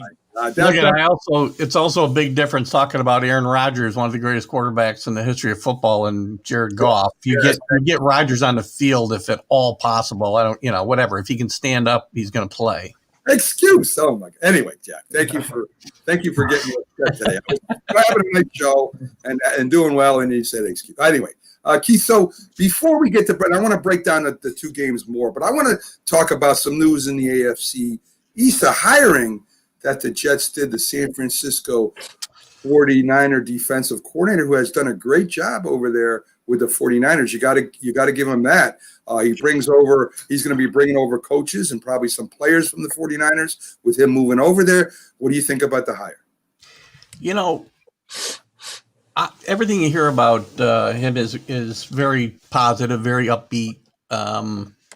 I don't know that it's this, oh, wow, gee whiz hire, though. You know, I don't know that I haven't heard much from Jet fans' feedback. I think it's a solid hire. It's kind of been in the mode of what the Jets have done, though, the last, I don't know, four hires anyway. I mean, they're hiring assistant coaches, and it hasn't really worked out well. Rex Ryan had a decent run, but I don't know. I thought they were going to try to make a more of a wow splash, to be honest with you. And I thought Doug Peterson might be in play there, to be honest with you. But I think some of the things that have leaked out about the situation there are hurting him. Yeah. So again, it's a solid pick. I don't think you can really fault the Jets for doing it. Certainly better than hiring Marvin Lewis, who there was their first interview, which was shocking to me. But I don't know if that was just their way of, fulfilling their Rooney Rule obligation early on. I don't know. I'm not sure why Marvin Lewis is getting interviewed for the head coaching job of the Jets, but Yeah, Matt Keith. Well, you know one name who we haven't talked about, who is a hot coaching commodity. We're talking about assistant coaches. Josh McDaniel. Him turning down the Indianapolis Colt job after accepting it. Does word get around the league? We don't want to hire this guy who'd pull that stunt. yeah, when that happened, I assumed he'd never get interviewed again. But then he got interviewed last year for jobs. I was shocked.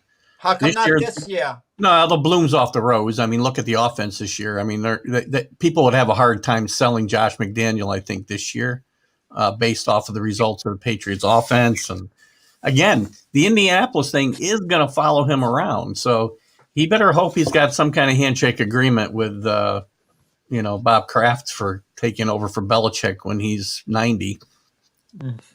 Well, I kind of disagree with you a little bit about Hasal. I think he was a very wanted man, what he did with the 49ers in the last 2 years, Keith. I agree.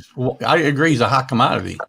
And I think it's an excellent hire for the Jets. The Jets, as you know, there was a famous defensive coordinator that the Patriots hired and that the Giants hired not too long ago with both as head coaches, and they did pretty well. Well, maybe by the guy by the name of Carroll.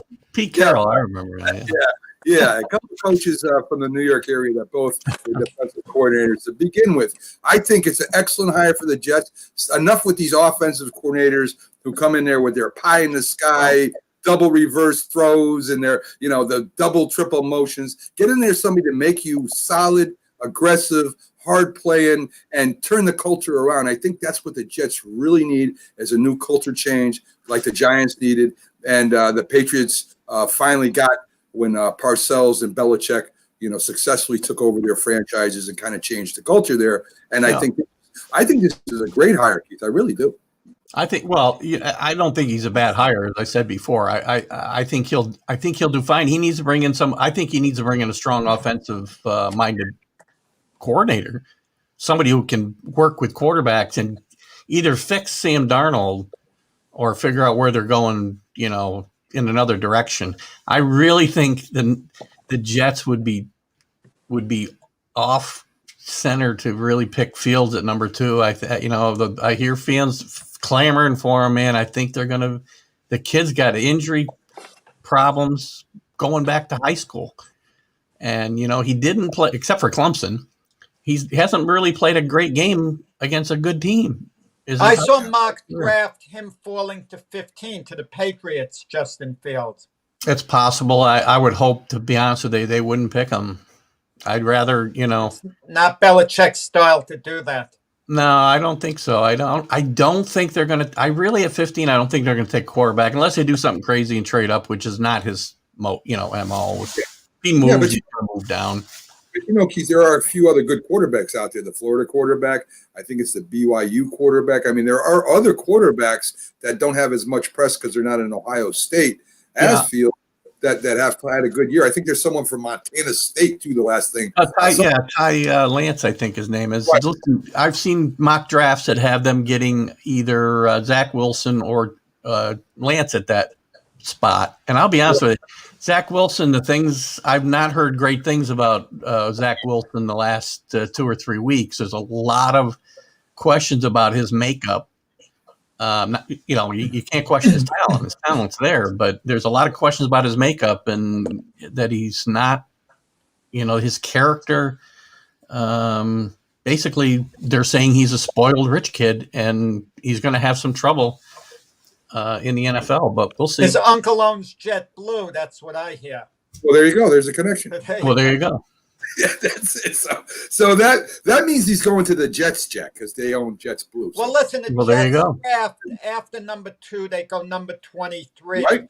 They could package number 23 and their second round draft choice, which would be very early in the second round, to move up a few slots, let's say from 23 up to around 15. If they really want a quarterback that bad, one of them is going to be there, Wilson, Fields. I would think that one of them would be there. And if the Jets like them both, that's the way they might go. But I'm sure the new coach coming in, Salah, he has a definite feeling about Sam Darnold. And I'm sure him and Joe Douglas have talked extensively about it. The Jets know right now whether Darnold's going to be their guy or whether they're looking elsewhere. And listen, let me ask you this. Jimmy Garoppolo, could he be in play for the Jets conceivably? Could be. Because we're talking about a 49er coach going to become the head coach of the Jets. So he knows Jimmy Garoppolo as well as anyone. I think it's entirely possible. I think Garoppolo is really a wild card in this whole thing. I mean, he's got a contract, but he could be freed of that. Would you trade Darnold for Garoppolo if you were the Jets? Would I what? Would you trade even up if the Niners would do it, Sam Darnold for Jimmy Garoppolo? Interesting. I still think Darnold can be salvaged myself. And I think you get a guy in there to fix him. He's been screwed up by the last two offensive regimes in there. And I think he can be fixed. I think you put some weapons around him. I get the argument. Yeah, draft the offensive lineman maybe if you have to. But, you talked about trading that 23rd pick, maybe moving up, packaging some other picks with it. If they could find a way to get, a top-notch receiver, whether it's Smith or Waddle, whoever you love, or even Chase from LSU, and get a running back to go with him. Najee Harris is not going in the top 10. People keep talking him up number 2, and Jet fans. Running backs – They say wide receivers shouldn't go number 2, or running backs shouldn't either anymore. Saquon Barkley is the exception. Running backs don't go that high in the draft anymore. Yeah. It's quarterbacks, it's offensive linemen, and it's once-in-a-lifetime wide receivers like Devontae Smith. And a lot of people agree with me. He's there at number 2 for the Jets. I can't see him getting past Miami at number 3 because Tua badly needs a weapon. He has no weapons there at all. And he would be the perfect weapon for Tua. I'll tell you, watch out for the Dolphins because they got the 3rd pick, and I think they've got the 13th or 14th pick, I think. Oh, I didn't realize that. Yeah. Wow. Like that. Yeah. They could end up with Smith and Najee Harris. Yeah, together. That's 100% right. I mean, can I ask you this, Mac? Just one last thing on the draft, then I'm gonna, then I'm basically done. Is there any chance Urban Meyer, who just took the Jacksonville Jaguar job, he's going to be fully in charge? Is there any chance he doesn't take Trevor Lawrence? No, I can't believe he wouldn't have taken a job if Trevor Lawrence wasn't going to be his quarterback. Okay, 100% agree with that. So let's look at the games a little bit closer, Keith. And then maybe we'll get into the next. You got Baltimore at Buffalo in the AFC. Baltimore with that great running game versus a Buffalo Bill defense that's not as good as it used to be. Yeah. And then you got the Buffalo Bill offense that is pretty dynamic, and a Baltimore defense that can stop the run, which is in Buffalo's strongest suit. So, what do you look for here? Do you look for, or if Baltimore gets up fast, is Buffalo in trouble, or does it matter because Buffalo's got such a dynamic offense? No, I think Buffalo can come back, and I don't know that Baltimore's going to score a ton of points here. As I mentioned earlier, and Lamar Jackson seems to be psyching himself out about the weather. He's talked a lot the last day and a half about, I've never played in snow. I've never played in cold, well, he's played in cold weather, obviously, but, and it's going to be windy and snowy from what I can, I don't know how much snow, but even the wind. And I think Josh Allen is going to deal with the wind a lot better than Lamar Jackson because he's got a stronger arm in my mind. And I just think the Bills at home are not going to lose this game. If they get behind, they got the weapons to come back. Their running game, actually they use their passing game to set up their running game. And they're down a running back this week. But I think I'm trying to think of the kid's name that is going to be the starter now. Devin Singletary. Singletary, right? And but Zach Moss, the other running back, is out. So Moss is out. Singletary isn't an elite back, and if he doesn't have a great game on the ground, it's going to put Josh Allen under a lot of pressure to get it done in the air. Yeah, but they're not going to have a great. That's my point. They're not going to have a great day on the ground unless they're moving the ball in the air anyway. In my mind, their passing game sets up their running game, and if somebody's going to fall behind, the Bills have a better chance of coming back than the Ravens do, in my mind. Definitely agree with that. Cleveland and KC, Keith. Everybody says Cleveland ain't got a chance. So I'm going to tell everybody something. When you have the running game that Cleveland has with two of the best running backs on the same team with a great offensive blocking line for the run, you got a chance. Your defense isn't the greatest, but they can get pressure on the quarterback. Now this is what I would do as a Cleveland defensive coordinator, all right? I would do a 3-4 safety zone with one, two cornerbacks with 2 or 3 safeties involved playing linebacker. I would dare KC to run the ball on me because that's exactly what I would want them to do. I would have triple coverage over Hill and double underneath on the tight end. I'd let Watkins beat me if he can. I would make them run the ball. And I'll tell you right now, if it gets down to Cleveland controlling the football, and we see they can put up points if they have to, with them controlling the ball, Cleveland has a legitimate shot against Kansas City. But they got a shot, and I was very impressed. Look, I have not been high on the Browns all year. They keep proving me wrong, especially now. I mean, I thought Pittsburgh was the best bet of the week last week, and look what happened with Cleveland being without their head coach, without several key contributors to the offense and defense. I think one of their key offensive linemen was out, and they just dismantled Pittsburgh. But remember something too. And this popped in my head Sunday night watching the game as they got ahead 14-0 and 21-0 and whatever he turned 24-0. I think they got ahead by. And I thought to myself, there's only one team that would beat them tonight, and that's the Kansas City Chiefs. Because remember what happened to them last year against the Texans? Right. They got down in that game. I think 24-0. They were ahead before halftime. Right. So if there's one team in the league that can fall way behind and not be out of the game, it's going to be the Chiefs. So I still think they're the best team in the league. The Browns have a shot if they do the things you talked about and they're disciplined and they keep the Chief offense off the field. Sure. They can I'm going to win. tell you, the Chiefs were 14-2 this year. They were 14-1, and basically the last game against the Chargers was a throwaway game. They weren't that concerned with winning because they'd locked up home field. But if you were better and used the point spread, the Chiefs wouldn't be an elite team to you. They would have lost you a lot of money. They're the one team that didn't cover the points this year. But what I'm trying to say is maybe we're overrating them a little bit, maybe based on them being Super Bowl champions. Now, I'm picking them to repeat. Don't get me wrong. I'm a believer.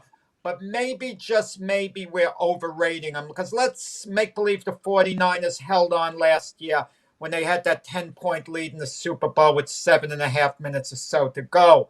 How would we be looking at the Chiefs now if they weren't the defending Super Bowl champions? We wouldn't be looking at them quite the same way.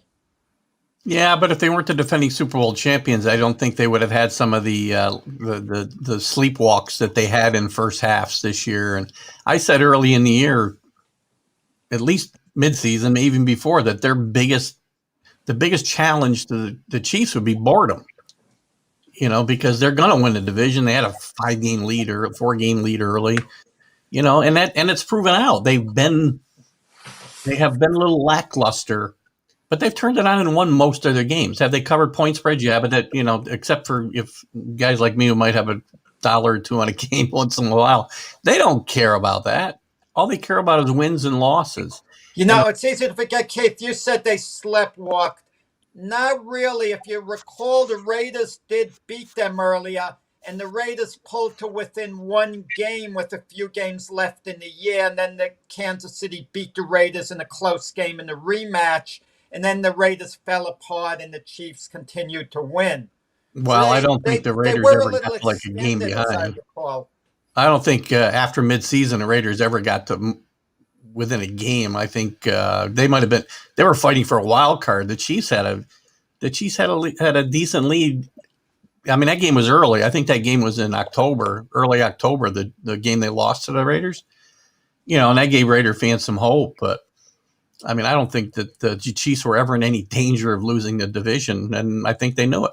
Yeah, I agree with that 100%. So some quick Knick news before we let you go, Keith. Of course, they lost to the Nets. Nets only had Kevin Durant. They didn't have. What a difference a week makes. Last week we were all excited. 5-3. The Knicks are back. They're exciting, and we haven't won a game since. But they fell way behind against the Nets, and they came back a little bit. Randall again had a dynamite dominating game for him, and he just. I mean, Jack kind of puts him in as a good player. I think Randall has been really stepping it up, and I think he's maybe a future star, if not this year, maybe next year. But even though they don't have a winning record right now, Keith, they still are playing exciting basketball. They're still competing, and like I said, they fell way behind the Nets, made a little comeback, and at least made it closer than what it could have been. Durant was just awesome that game. Yeah, the problem this week was. Again, they played hard, but the defense took a step back in pretty much every game this week, including that Brooklyn game.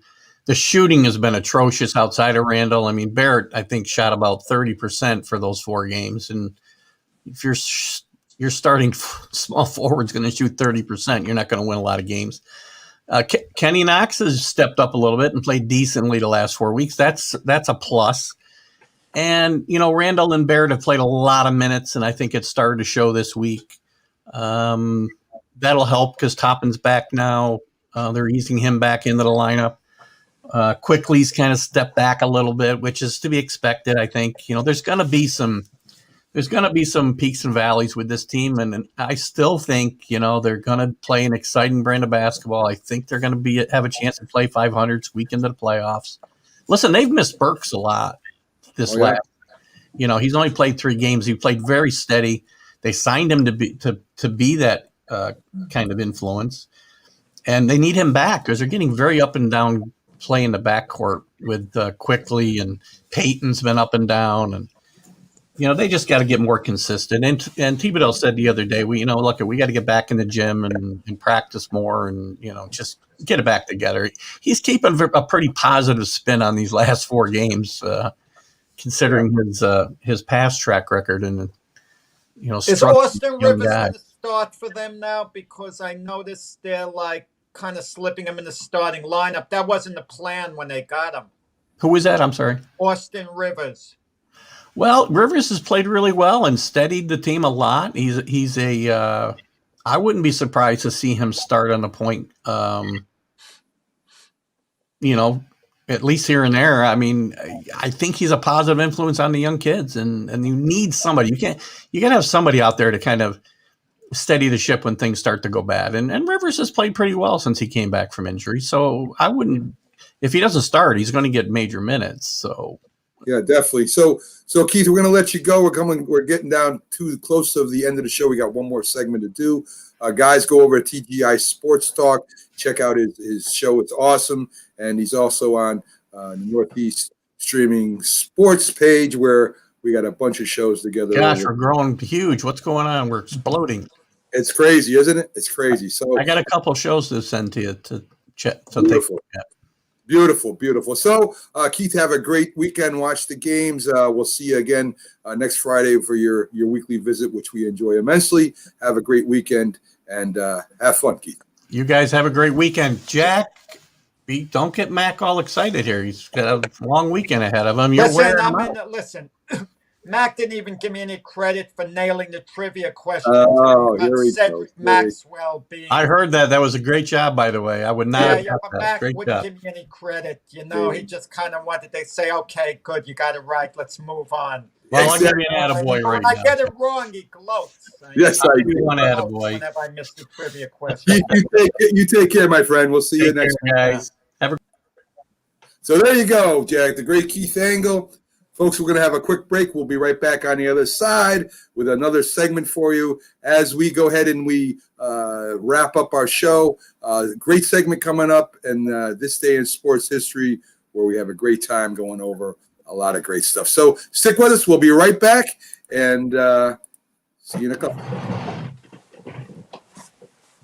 If you served honorably in our nation's armed forces and you're looking for a way to continue serving your fellow veterans in your community, then join AMVETS. Each year, AMVETS members volunteer millions of hours at VA healthcare facilities from coast to coast, helping to improve the lives of their fellow veterans through the VA Voluntary Services Program. AMVETS posts and departments also participate in a wide variety of community service projects, ranging from Americanism in our schools to supporting the Special Olympics and Boy Scouts of America. If you no longer wear the uniform today, you can still serve for the AMVETS by joining today at amvets.org. We all make choices. When it comes to alcohol, kids make choices whether to drink or not. Bye. Remember, I'm going to Alex's party tonight and sleeping over. Hey, have a seat for a second. Remind me about that party again. And adults make choices whether to talk about it. That's true of parents and every other trusted adult in a kid's life. Kids want to know our expectations when it comes to alcohol and other drugs. They want guidance and honest answers to their questions. And it makes a difference when the message is consistent and part of everyday conversations. So talk with your kids and help lead them on a positive path. Because when you talk, they hear you. For more information about talking with your kids about underage use of alcohol and other drugs, visit underagedrinking.samhsa.gov. When you hear the word asthma, you probably think of shortness of breath, coughing, or inhalers. Lots of things can trigger asthma, but the fact is that asthma doesn't just attack, it can kill. But with proper medical management, asthma is controllable. If you experience shortness of breath, wheezing, tightness in your chest, or persistent nighttime coughing, you may have asthma. See your doctor and get the facts. You'll breathe easier. For more information, call 211 Info Line. A message from the Connecticut Department of Public Health, keeping Connecticut healthy.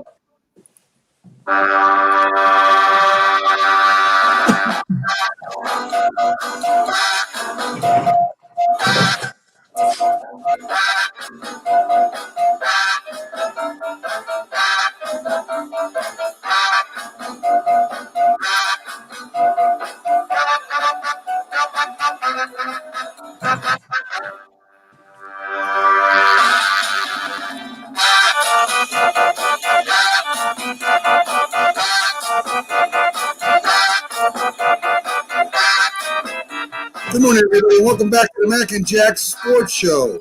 I'm Mac with your co-host, the great Jack Hirsch, on Sunday through Wednesday, 8 to 10 a.m., live on Facebook, Twitch, and YouTube, Jack. And we have a comment from Joshua Renteria. Is that how you're reading that too? Renteria, I believe. Renteria. Thank you, Joshua. That would be my guess. I'm not 100% correct. That sounds right. That sounds right. I love your Spanish knowledge as we go through here. With what Joshua was saying, I'm listening to you all while getting ready for work. I'll have to say you're all very knowledgeable, or you're all knowledgeable. Thank you, Joshua, for chiming in. We appreciate all the comments we get here, especially the good ones, Jack. I don't put on the bad ones, Jack. You don't put on the bad one. Yeah. I've heard a few of those So, I only put the good ones. Listen. Yeah, you know, I'm able to do that. So that's what we do. So we always go over on the last segment, Jack, this day in sports history, where we take a look at why sports are the way they are today and what happened before, because, you know, this game wasn't just like this. None of these games came out and were just like this. It had to be built like anything else in life. So starting off in 1892, Jack, J. Naismith publishes rules of basketball. So, again, the rules of basketball had to be published at some time, and they were published back in 1892. So that's very interesting. In 1942, President Roosevelt sends a green letter to the MLB to continue playing during World War II, Jack. Did you hear me? Jack, you froze. What happened?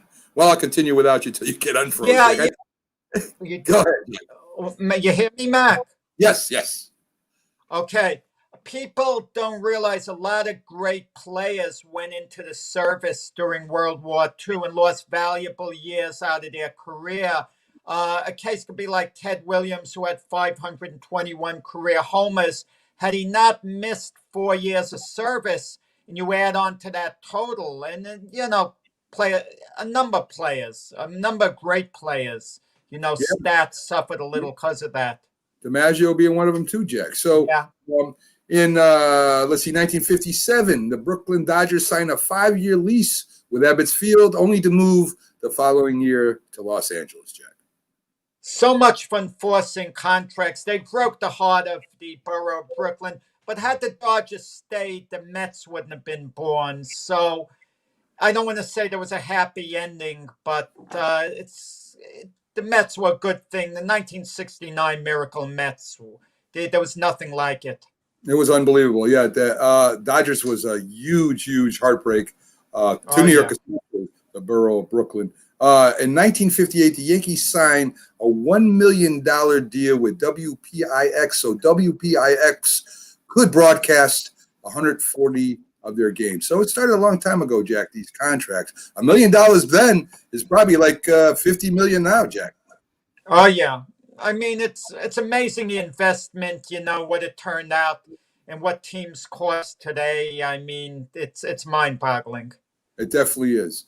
In 1964, Willie Mays becomes the highest paid player, signing 1-year contracts for $105,000 a year, Jack. Again, the money, $105,000 back then, you could times that times whatever you want. Now, it reminds me about egos. When Wilt Chamberlain signed a $100,000 contract, Red Auerbach gave Bill Russell $100,001 just so he would be the highest. I mean, talk about doing something symbolically. Yeah, definitely. So that was the highest paid back then, Jack. In 1967, Green Bay wallops Kansas City in the Super Bowl 35-10, Jack. I remember watching that game, and it was 14-10 at halftime. I was an AFL fan. That was AFL against NFL, the champions of both. And talk about a major event, Super Bowl I. And the Chiefs hung until halftime, and then Len Dawson threw an interception to start the second half. That was intercepted, I believe, by Willie Wood, returned to the 4-yard line. And then Green Bay just rolled from there. An interesting thing about Super Bowl I, Mac, it wasn't sold out. There were a lot of empty seats at the Los Angeles Coliseum. Very true. That's before football exploded during the 70s and the 80s, Jack. In birthdays before we get to birthdays, in 1972, Smokin' Joe stops Terry Daniels in 4 rounds to defend his heavyweight title. I don't know a lot about Terry Daniels. Maybe you do, Jack. Now, Terry Daniels wasn't a top 10 contender. This was Frazier's first fight back 10 months after he had defeated Muhammad Ali in the fight of the century at Madison Square Garden. It was the night before the Super Bowl in New Orleans, so they made it a big weekend. Terry Daniels was deemed safe. He had a lot of heart, but he wasn't even in Smokin' Joe's league, and Smokin' Joe knocked him down a few times and stopped him in the 4th round. In 1987, Jack, Larry Bird is named the Athlete of the Year by the Associated Press and Man of the Year by Sports News, the first time one athlete was named in both of those. I'm not sure what Larry Bird did to be Man of the Year. I mean, I'm not sure at all. I mean, I'll leave it at that. I mean, Athlete of the Year, okay. Because the 86 Boston Celtics, some people feel they were the greatest NBA team of all time. They had a 40-1 record at home. They were phenomenal. But Man of the Year, I mean, he might be a nice guy, Larry Bird, in a lot of ways, but let's leave that one alone. It's a sports publication, so I imagine sports had something to do with it, Jack.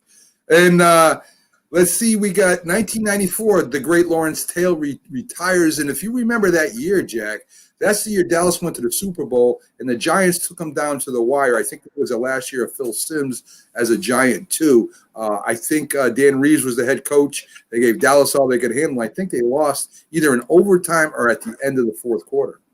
Good one, Mac. Yeah, you nailed that one. Yeah, they lost in overtime. Dan Reeves at the end of the game, he had one regret. He didn't take a shot in the end zone with Phil Simms. They didn't throw the ball into the end zone. So, it's what it is. But they took him down to the wire, the Giants. But, the Cowboys won the game and went on to win the Super Bowl.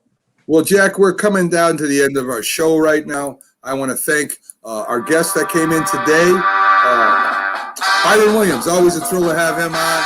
Great NFL knowledge, being a former wide receiver.